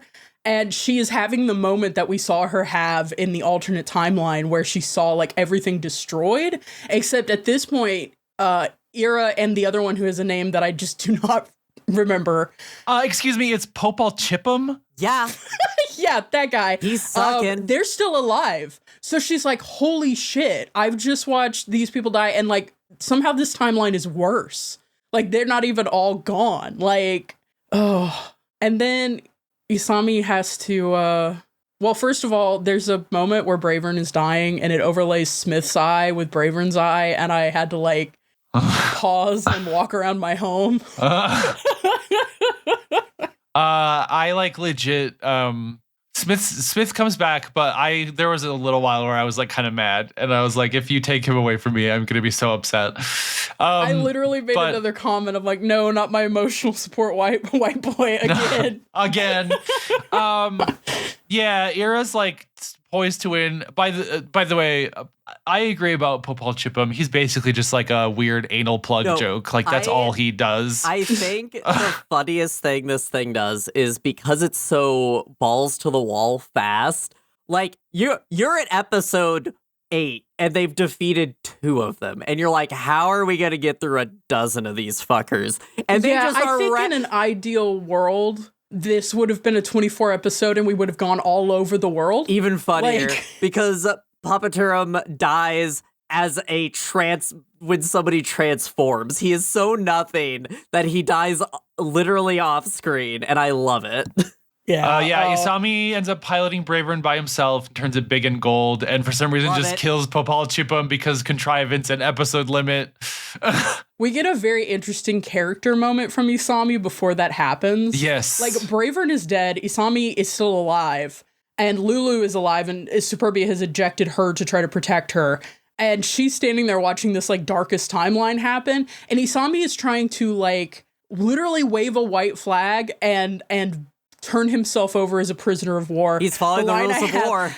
I'm a prisoner of war. I demand to be treated ethically. And Ira's like, no, dude, I'm just going to kill you. Like, I'm just straight up going to kill you. I didn't sign the Geneva Convention. And he literally says, I don't want to die. And the line read and the characterization of his face is like, he legitimately has a fear of death. It's really good because we got that intimated in the first episode when the first open real conflict that isn't like a training exercise breaks out and his hands are shaking. But like it pays off here. He runs back into Bravern's cockpit and is like, I can't believe this. Like, Bravern is dead, Superbia is dead, Smith is dead, but I still want to live. What the fuck is wrong with me? And that's when he goes Golden Bravern and awakens the power. How do you guys feel Awakens about with the power of gay love. when super robots turn gold? It's whatever. The more important Fucking growth element to me... Shit owns so hard. He grew anime protag hair. He did grow anime protag hair. He grew his hair out. And he grew looks like an Noctis Final Fantasy 14 hair. Or 15 hair. It's so fucking funny. Yeah, he just like owns Ira, and we get the coolest fucking thing I've ever seen in my life. I don't know how you guys feel about Viren Vita, but Yowie while Purgasnock happens. Yeah. Again, that's why I was like, please pause this and go watch Madoka, because I knew I was going to be insufferable with the references. But like an insane space, again, like an angel from Eva descends named Viren Vita. So I love, they have a whole story of they're all immortals who just want to die. And again, worst timeline. Lulu got us the worst timeline because now all dozen divines are dead, so we get super divine. Yeah, that was an interesting detail. Lulu speculated, it's like, it seemed like we had defeated all of them because Superbia didn't die in her initial timeline. Stayed alive with them. So it didn't activate Viren Vita. But because Superbia is dead in this moment and all of the rest of them are dead, Viren Vita descends, who is this crazy Viren Vita sick colony robot. drops Hawaii with the spaceship. Yes. I have 2 very funny notes, which are, please let Viren Vita finish before you do a special attack. And then, go ahead and do a special attack. Because Isami rushes in and immediately hits her with a beam when she's trying to do a monologue, and then stops and she does a little bit more monologue, and he's like, maybe we should try diplomacy. And Lulu's like, you hit her with a beam attack. I just like this, Viren Vita is like this weird pod thing with like angel wing arms. It looks so cool. It's so cool. And then it has like a great like ominous moment where it talks about how like it's the Deathdrives aren't supposed to want to die permanently. They're supposed to want to experience, the reason they're immortal is so they can experience death over and over again. And the other Deathdrives all eventually desired permanent death. And she comes down and she says like, okay, but like, I don't want to die. So, well, what she says is really interesting. She's like, I have felt the granting of 8 wishes for death in their different permutations. I've seen 8 types of death. Now I've decided that I want to live, but I want to keep experiencing types of death. So there's about 9 billion sentient life forms on this planet. I think I'm just going to start killing y'all. And it's like, it's a really good villain moment. There's also, and it's so funny because she really doesn't get to have so much of a dramatic villain moment. He keeps doing special attacks to her. There's a moment where her faceplate, she has this like very beautiful, like doll-like faceplate, and he breaks it, and underneath it's like horrifying and black and needle teeth and everything. We don't even really get to dwell on that because he keeps doing special attacks. He keeps doing special attacks. He's Gold Bravern, and then he's Gold Bravern, and he gets the Burn Bravern accoutrements to become the Gold Burn Bravern. And then this hit for me. I loved this. When Lulu manages to make Superbia gold also, and then Superbia also upgrades with Bravern and becomes a big purple sword. Sometimes your daughter is a sword. Sometimes your daughter is a sword. This slaps so much in a super robot It slaps incredibly hard. I love to see a family outing. Yeah. Because we also get, so we get the whole accoutrement. Everybody's here. The doctor's driving up for some reason. I don't know. Who gives a shit? Well, I actually like this as a payoff because after the attack on the base, everyone does training, including we see her at the firing range. So this is like a payoff of like everyone who supports Bravern went through training so they could be here in this moment in kind of a semi-logical way. Now, do they do anything? No. Yes. They all hold their hands up and give their power to Bravern. They give their bravery to Bravern. They give their bravery to Bravern. In the form of gold sparkle I meant like the fact that the mechs and the Air Force and the missiles and the guns show up. Those don't do anything. They help to distract. It kind of irritates Vir and Vita. we needed one F-35 flyover per episode. One more. As paid for by the Japanese Air Self-Defense Force.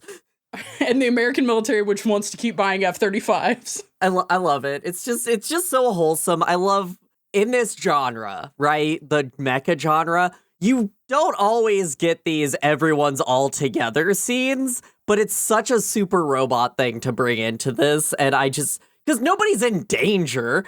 Like, no. They're all just lending their bravery, but fellas, is it gay to merge at the fundamental particle level? Yeah, it's pretty gay to merge at the fundamental particle level. Do you like the evil face reveal of Vita?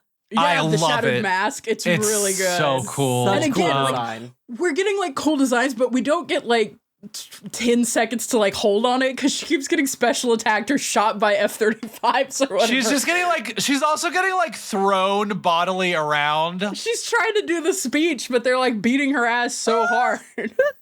I think that they this is a defeat great... her with the power of family dynamics of taking your daughter and her uncle and making them into a sword, and then with your husband merging at the fundamental particle level and attacking. A family can be two dads, a girl who is a sword, and their OG son. Yeah. Then we There's get the Smith flashback during this final attack where you see him as a kid, like running with his little action figure. I was like, my white boy. My little white boy. It's so cute because he just wanted to be a hero, and he finally gets to be a hero. And that's when I was like, I'm going to miss Smith, but he had a good death. Yeah, then we also POV, you're going to heaven again. We get glowing penis time with We get Isami. glowing penis time. Bravern is like seeming to dissolve, and Isami's like, no, my husband, you're dying twice. I'm gonna lose you as Smith and as Bravern or whatever. And I type, no, my emotional support white boy robot. And then my second note, of course, is immediately, yes, my emotional support white boy, because this anime believes in gay rights. He believes in gay rights. He hits us with the Tadaima. He's naked. Everyone's naked. It's just like Kill la Kill. Will always get me. They will always hit, just like in Kill la Kill, everyone's naked. R.I.P. Suburbia. Suburbia's dead for real. Suburbia's dead for real, and we don't talk about it, but it's fine. Because if we'd seen him as a naked old man, we wouldn't have survived it. I just love this little scene. It's such a good ending credit of the three of them naked with all of their friends around. Yeah. It's good. It's just And then we good. still get the same end credits where they're walking around singing to each other in the rain. You gotta look this ending up. It is so iconic. It is so Showa era. All I have to say is y'all were right. Y'all were right. We're late. Sorry we're late. But Tadaima. Tadaima. We came home to Bravern. Gaga.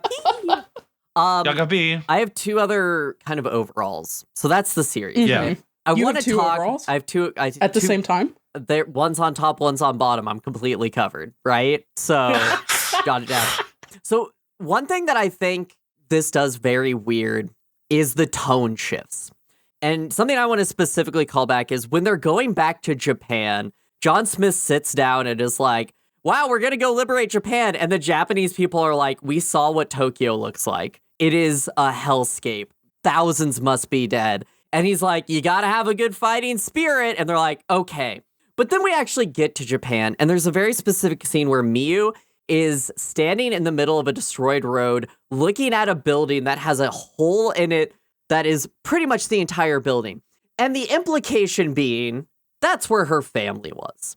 Something this show never answers is what happened to everybody off screen. Mm-hmm. Well, they died. But we never acknowledge it. There's no mourning. We don't give it that, like, it's happened, and we have these little scenes of, like, honestly horrifying moments that people are going through with the trauma of this invasion. And I think that that's a fun thing to interpret and dig into from a narrative way that the show just doesn't engage with because of what it's doing. But it does kind of make me sad that it even alludes to it. Like, this show is kind of such a feel-good piece that to have that in it and not really acknowledge it. Like, it's great that Smith lives. What about the tens of thousands who are dead, right? Like, I would say, what about the millions? Because Tokyo is so dense. Yeah, that's true. I just think, like, that's part of what it means for stories to have priorities, unfortunately. Yeah. Like, and especially in 12 episodes, like, you're just not going to be able to. Plus, like, I also think, like, that's also sort of a genre thing. Like, remember that Koji Kabuto probably also killed 1 million people in the first chapter of Mazinger. Like, yeah, super robot, yeah. But I get what you mean. Like, there are I do moments understand in what you're saying, though. Yeah, they allude to, like, real horror. Like, they allude to the war is bad part of Cool Robot. They do allude to it really well. I think Lulu's, like, arc is really interesting because we have 2 scenes of her just walking through devastation, having seen everyone she loves die.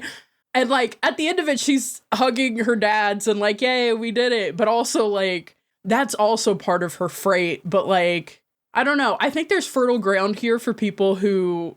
So I had a funny thought after watching this, which was...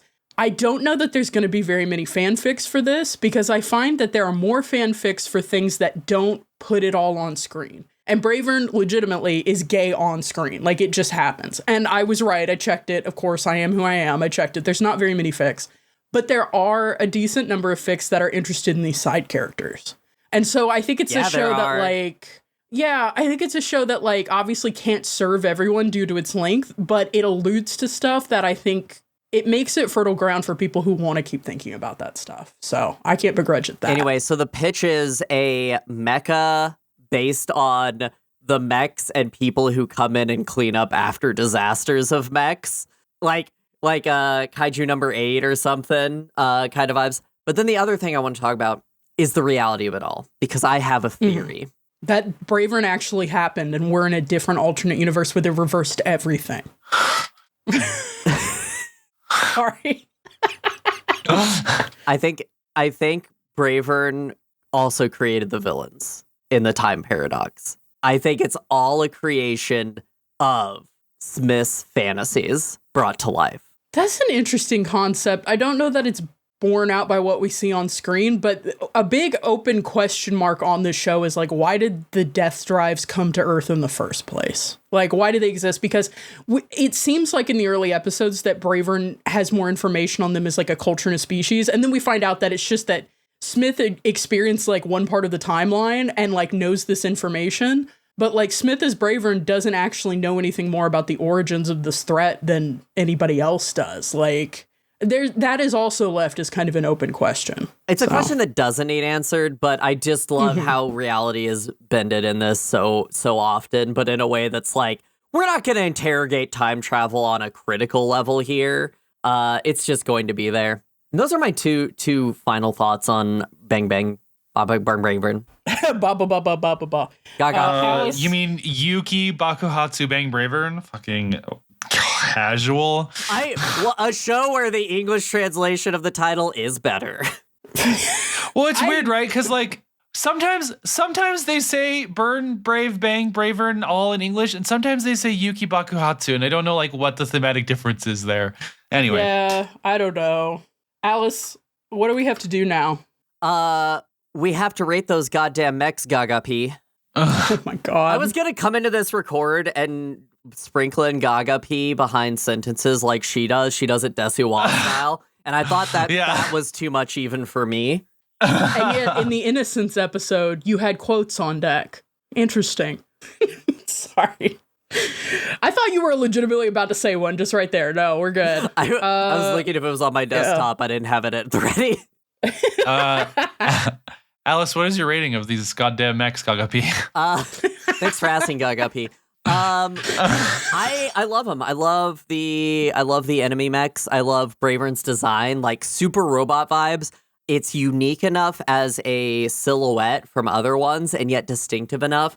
When the actual transformation parts came into it, it was great. I just love how Bravern exists in the world as a super robot in reality. Like, there's a scene where he's so excited that they're going to do a part of the story that he, like, zooms in flight mode and, like, turns a corner in a hangar, and it's just like, hop in, we gotta go. And it's this scene that's just, like, it's interrogating the genre in a really fun way.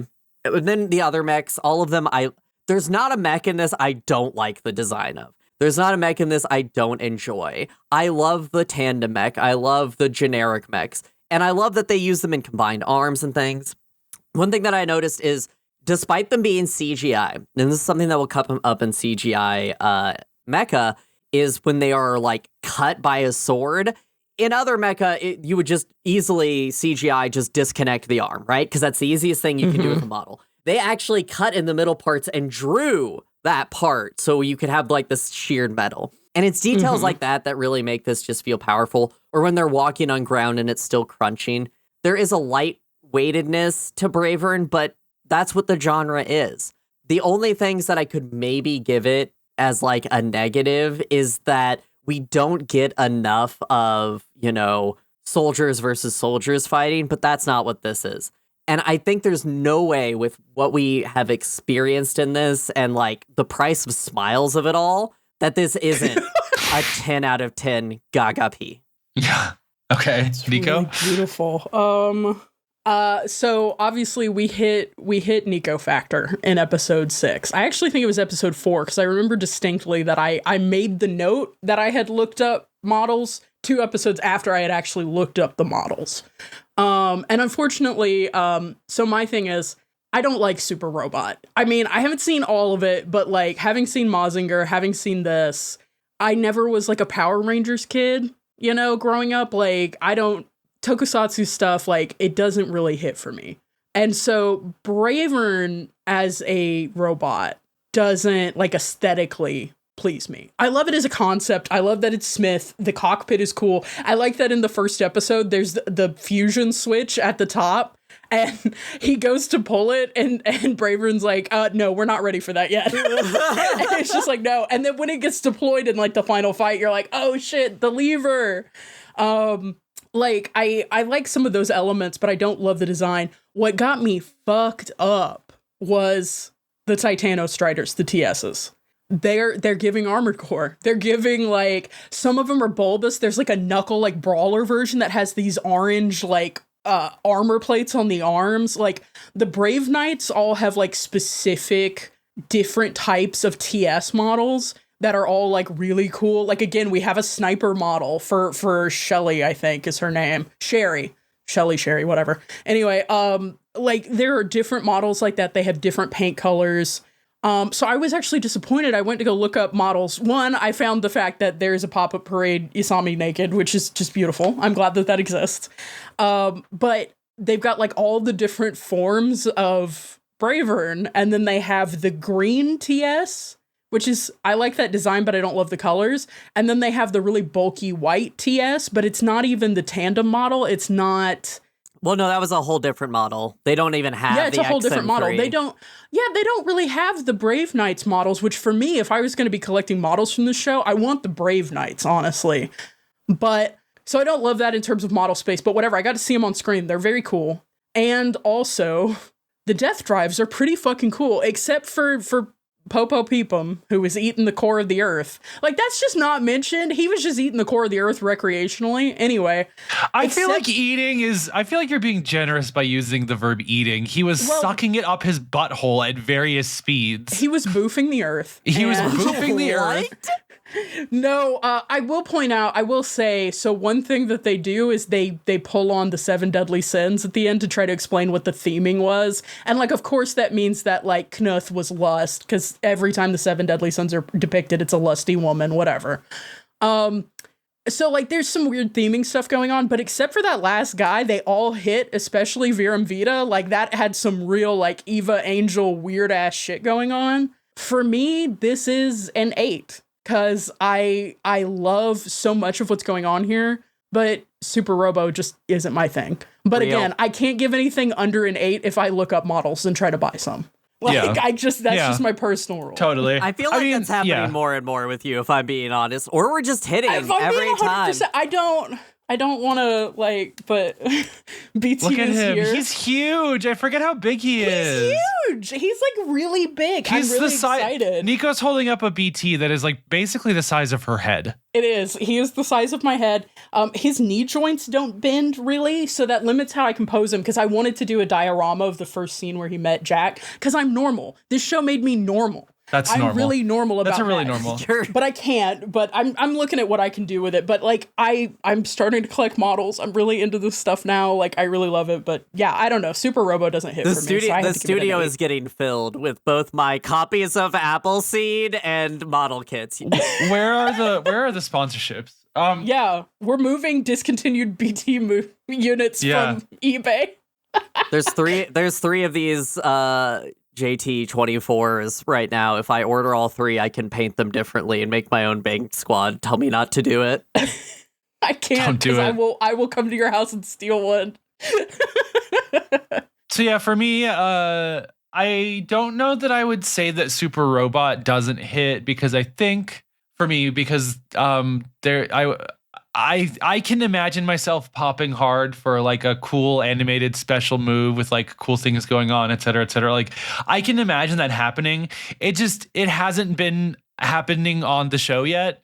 And so, like, none of the Bravern specific stuff, I agree with Niko, like, really, really landed for me. Bravern, default Bravern is pretty cool. I don't hate it. I do hate Burn Bravern. I do think it looks like Megas XLR. I don't like it at all. I don't like the proportions. What about car version, where his head I don't pops like out of car the car version. And the interesting thing is, like, that is very much the car version looks like what the Nirvash from Eureka 7 looks like as a car, like the way the head pops up. And actually, to be honest, I don't really like the way that looks either. So, like, I think the only one to ever look good posing like that is Gunhead, and that's what makes Gunhead so special to me. Yeah, our special boy. Our special boy. But, like, everything else, the Deathdrives are so cool. I love Pessimism so much. I think it's, like, so funny when it's, like, I don't know. I just, like, love the weird shapes to them. I love that, like, they're not... I love that it's, like, I can see the argument being made online by some chud that, like, it's not the right shape to be considered a mech. Like, when I can see that argument being made, I think that really hits for me. I love a weird, inscrutable shape. Yeah. So I think this is also an 8. I was before, like, all of the really cool Deathdrives showed up, I was like, oh, this is gonna be a low rating, because, like, none of the Bravern stuff was hitting. I don't think Superbia looks incredible either. Like, it is mostly a Pessimism, and it is mostly what's that other one? That green one from the volcano. I love that thing. Oh, shit. Signetus? The bluffing one. Signetus, yeah, the bluffer. Signetus. Yeah, the bluffer. We gotta... What I'm hearing today is that I have to bring to the table a very good Super Robo to get you guys at least a taste of what it can be. So that's what I'm learning. The Super Robo that will make Brian pop has not yet been experienced, but that does not mean it does not exist. I should say it has, and we might talk about it in the game, but I would consider Gurren Lagann Super Robot, and that hits incredibly hard for me. I'm excited love for that us show. to eventually cover that. So, yeah. Do we want to swap something out and keep the Spring of Yowie going? Or no, I'm kidding. All right. The Spring of Yowie. The spring of Yaoi. The scale is now like 1 Yaoi to 17 Yuris on this pod. It is. We gotta get these. But I had my moment, and I'm happy about it. We're gonna take a break, and we're coming back, and we're gonna play a game.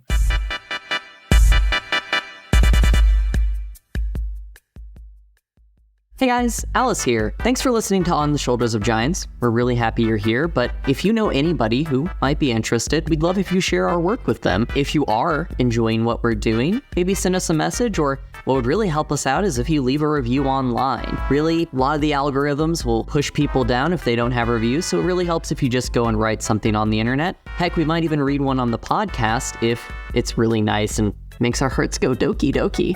So if you could do that, maybe do it, and thanks again for listening. Now, back to the show.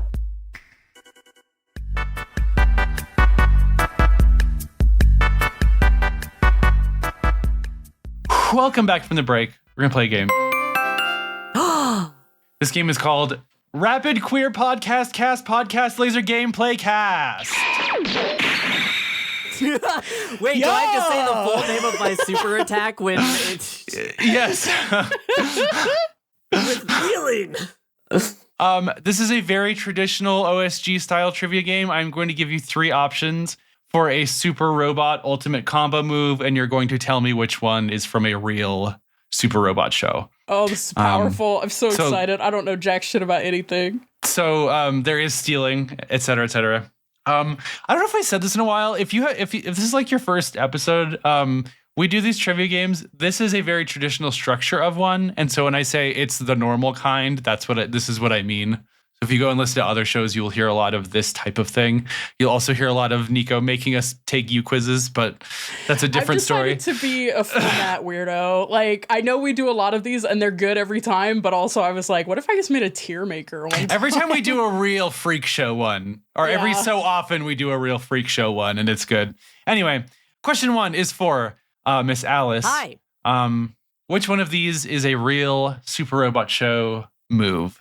Combattler Super EM Yo-Yo, Battle Burn Boomerang Blast, or Fight Star Giga Spinning Top? Fight Star Giga Spinning Top. That is incorrect. Niko, would you like to try to steal between Combattler Super EM Yo-Yo and Battle Burn Boomerang Blast? I think it's got to be Boomerang. I feel like there was a Boomerang fixation for a while.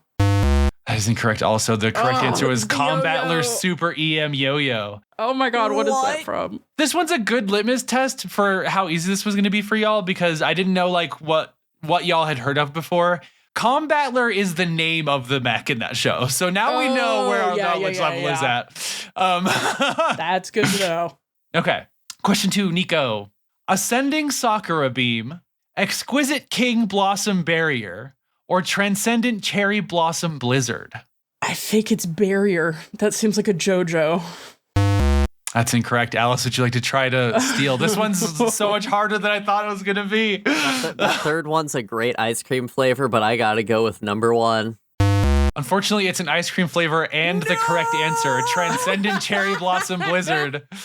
I wish I had written down what these were from. That was the one. I knew I was missing something. Somebody on the other end is screaming. Someone will know. The kind of listeners we have, open parentheses, positive, close parentheses, means that I'm sure we will hear which ones were which. And you can also hear about them in the Discord. In the Discord. Discord discourse. These fuckers don't know Super Robo. These fuckers don't know shit. All right, question 3, Alice. Hello. Great Fibered Flame Sword Charge Up. Great Fibered Fire Cannon Make Noise. Slice Fibered Expert Cannon Mode. First off, hearing these with a question mark intonation at the end is hilarious. I think it's the first one again. You're correct. We got a correct one. Could you give me a read with power this time without a question mark? Great Fibered Flame Sword Charge Up. I'm gonna need that going forward for the correct answer. Thank you. Yeah. Okay.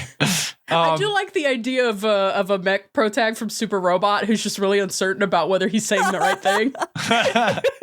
He's like reading the manual.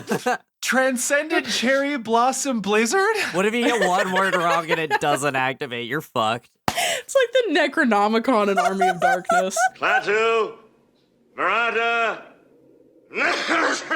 That's my reference that Bravern would have also made improbably. All right, Niko. Yes. Digarn X Vulcan Buster. Great Duggarn Blade. Garn Gain Mighty Slicer. So that last one is a slur or a series of slurs. I can hear it in like a real thick accent. Give me the first two again. Duggarn X Vulcan Blaster. Great Duggarn Blade. I think it's great Duggarn Blade. That is correct. Yeah. Congratulations. But also those Duggarn bleep. Those Duggarn mighty slicers. Fucking flazzers. Brian, what would that be if a giant robot was shouting it, though? Great Duggarn Blade. Yeah, that's how you say blade. Blade. All right, Alice. Yes. No. Super Tengen Toppa Gurren Lagann Star Cannon Gurren Lagann. Super Tengen Toppa Gurren Lagann Giga Drill Galaxy Force Maximum. Super Tengen Toppa Gurren Lagann Space Time Shattering Burst Spinning Punch. Trick question. They're all from the show. No, it's Galaxy. It's Galaxy. It's number 2. Incorrect. Niko, would you like to try to I steal? was too busy watching Bikini Girl. Do you need them again? I would love to hear you say them again. Super Tengen Toppa Gurren Lagann Star Cannon Gurren Lagann. Or Super Tengen Toppa Gurren Lagann Space Time Shattering Burst Spinning Punch. I feel like it's the burst spinning punch. That seems like an end of show finisher move. You're correct. That is the end of show finisher move. Oh, yeah. Yeah. Oh, man, spoilers. I haven't seen it yet. The whole thing has been spoiled now that Niko knows it's called the Space Time Shattering Burst Spinning Punch. Now I know there's a punch. I know somebody gets punched. I'm so fucked. All right. Niko again, actually, since you stole. All right. Gao Figar Gold. Sorry, let me try that again. Mm-hmm. Gao Figar Goldion Gold Double Hammer. Gao Figar Castor Pollux Hell in Heaven. Gao Figar Super Gold Smash. Okay, I don't give a shit about what is correct or not correct. Castor Pollux Super Cold Heaven or whatever the fuck. I'm there. That's it for me. I'm sorry. It's probably wrong, but that's my choice. That's my move now. Alice, would you like to try to steal? Pretty sure it's that last one, right? No, unfortunately, it's Gao Figar Goldaya Double Hammer. Oh my fucking See, God. I should have known that you wrote the second one because that one just whips absolute titty, but in a way that like Super Robo, it doesn't really do that. You know what I thought of? Unfortunately, because of who I am as a person, Solix Captor. Anyway. Oh, okay. Our studio mech has that move now. Yeah, it does. We're and we never deploy it right because now. it would like bump the mics too much. Like more than me? I don't know if it's like Toei or if it's Tecmo or if it's like Sunrise, but they will sue us because Gao Figar is a trademark. But we will have it anyway. We'll come up with Parody something law. else. We'll put a slur We're in the there. parody and law. then Parody law. Yeah. That's This what robot our is legally a parody. That's what the Mech's name is. Parody law. All right, question 7, Alice. Yes. Conquer King Anti-Mason Cannon. Conquer Silverian Crusher. Hyper Tool J Dare Vortex. Can I get that second one again? Conqueror Silverion Crusher. That one. That's incorrect. Fuck, Niko, would you like this to try is to steal? What was the first one again? Conqueror King Anti-Mason Cannon. Anti-Mason Cannon. Oh, okay. I thought Anti-Freemason Cannon. I thought the suggestion was like you fire this at a brick and mortar building and it just explodes into pieces. That's all it works again. That's most cannons, all it does. unfortunately. An anti-masonry gun, it just deletes mortar. But it actually doesn't harm anything else. If you try to shoot it at a humans person. are fine. As long as the building doesn't collapse on you, you're fine. So, unfortunately for the meme, I think it has to be that one for me. That is correct. So it's masonry. But if you were attacking a brick building, what would you scream, Brian? Conqueror, King, okay, so it's MESON. Is it that Meson? Meson. Anti-Meson cannon. No, it would be pronounced if it's MEI. No, it's MES. Meson. Okay, Meson. Masonic. Yeah. We're gonna say Meson. It's the Masonic cannon. Masonic cannon.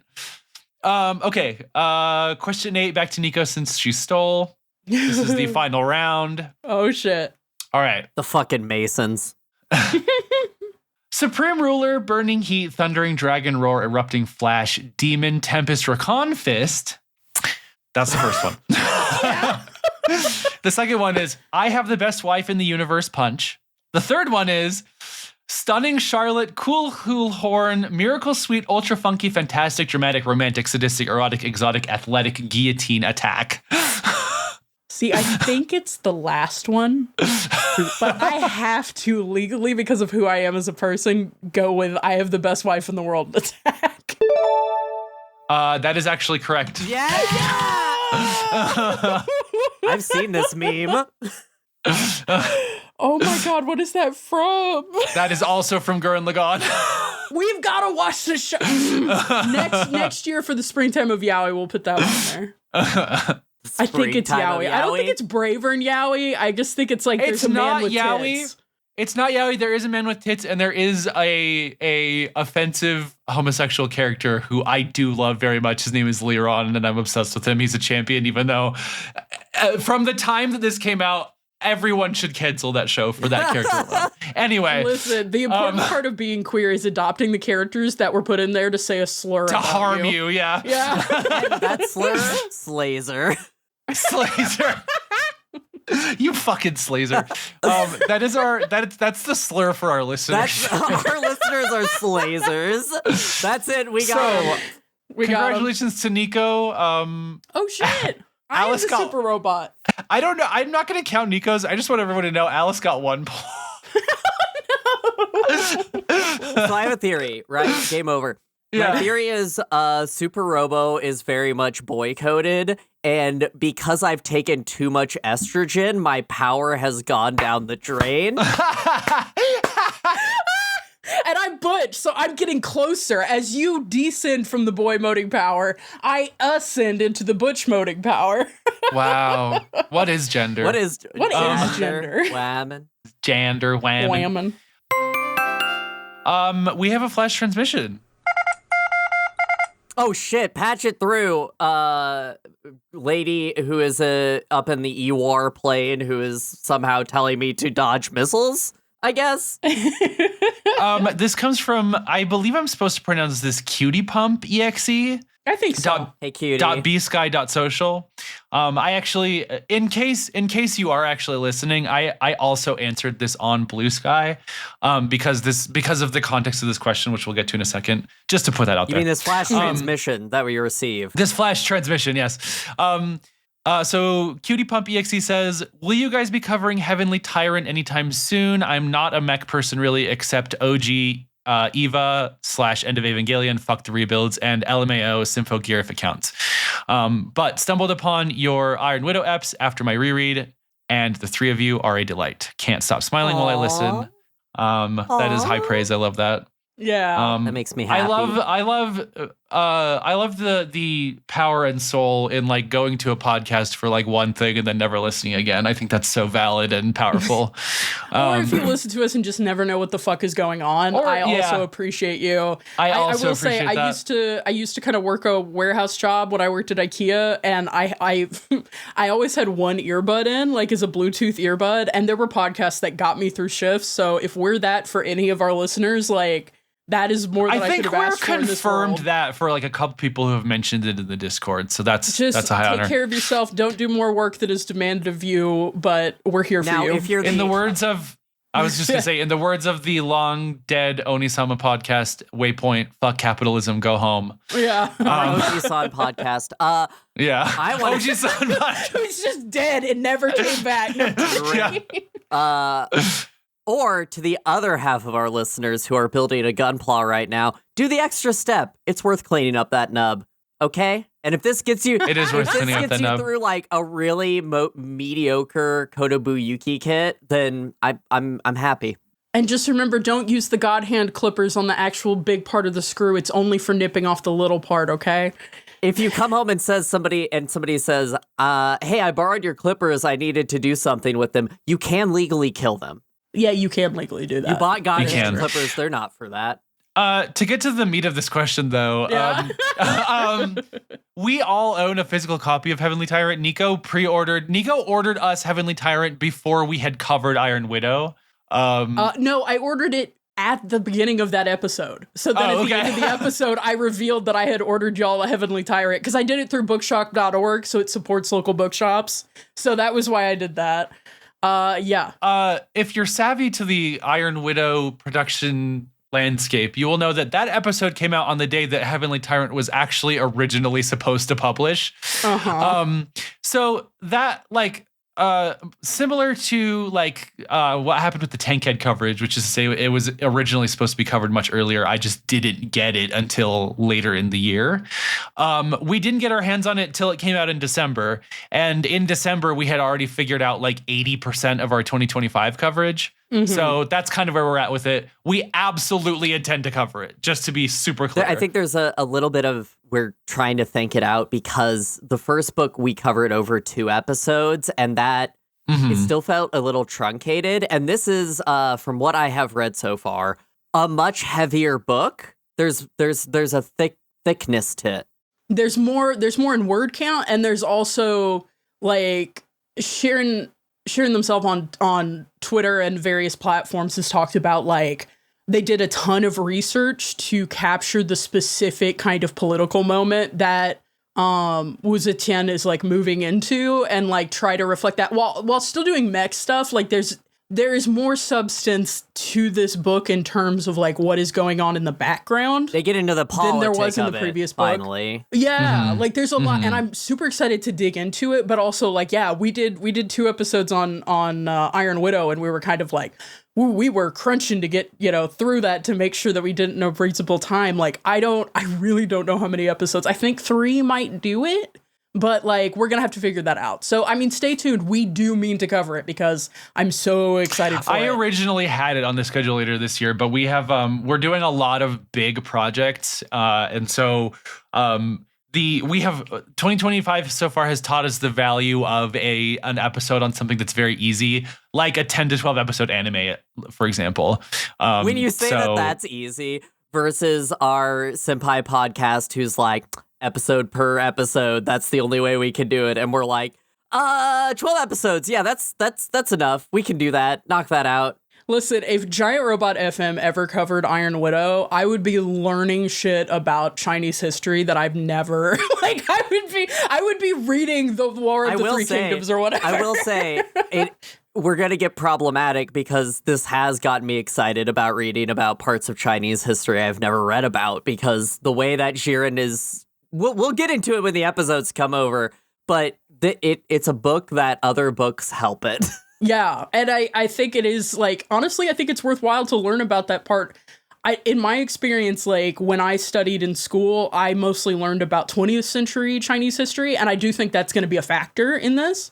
But I was learning more about, like, communist China, and, like, there's a deep history to China that people who are, like, fans of the Romance of the Three Kingdoms and stuff, like, have a better idea about, and see dramas and things like that. But, like, I don't really know anything about it, so I'm excited to kind of have this experience and learn a little bit more, and maybe have to look some stuff up and learn some stuff. So. But keep an eye out for it. I do want to say the Sortie Fordcast that Brian puts out is pretty much the only way you can know what we're going to cover, or the end of episode stinger. And those are good. You'll have some time in advance of it coming out. I'm sure we'll talk it up, especially as I start reading it more deeply and live blogging it. But I think the answer is yes, we're going to cover it. But there's also so much we're going to cover, and so many things that we want to cover with this, because there's a lot of mech, and I think we want to talk about a lot of it, especially in our oeuvre. Did I use that word right again? You did. You've used it. You're 2 for 2. It. Yes, because Brian has talked before about how, like, some of the ones we've watched before really inform what we're talking about now. Mm-hmm. Like, Gunbuster really informed a lot. Gunbuster helped me a lot with this, right? Like, I'm really glad to have had that experience. Will always help us throughout our journey and what the price of a smile is. And it contextualizes everything. I was actually, for Bravern, I was actually thinking a lot more about Metallic Rouge than anything else. I found myself. I thought a lot of the, especially the different sins and the different characters. Just how, like, everyone has their color and, like, you put them in a little box and you say that one's my favorite. But yeah, that is this episode of this podcast, whose name I did not just totally drop out of my brain.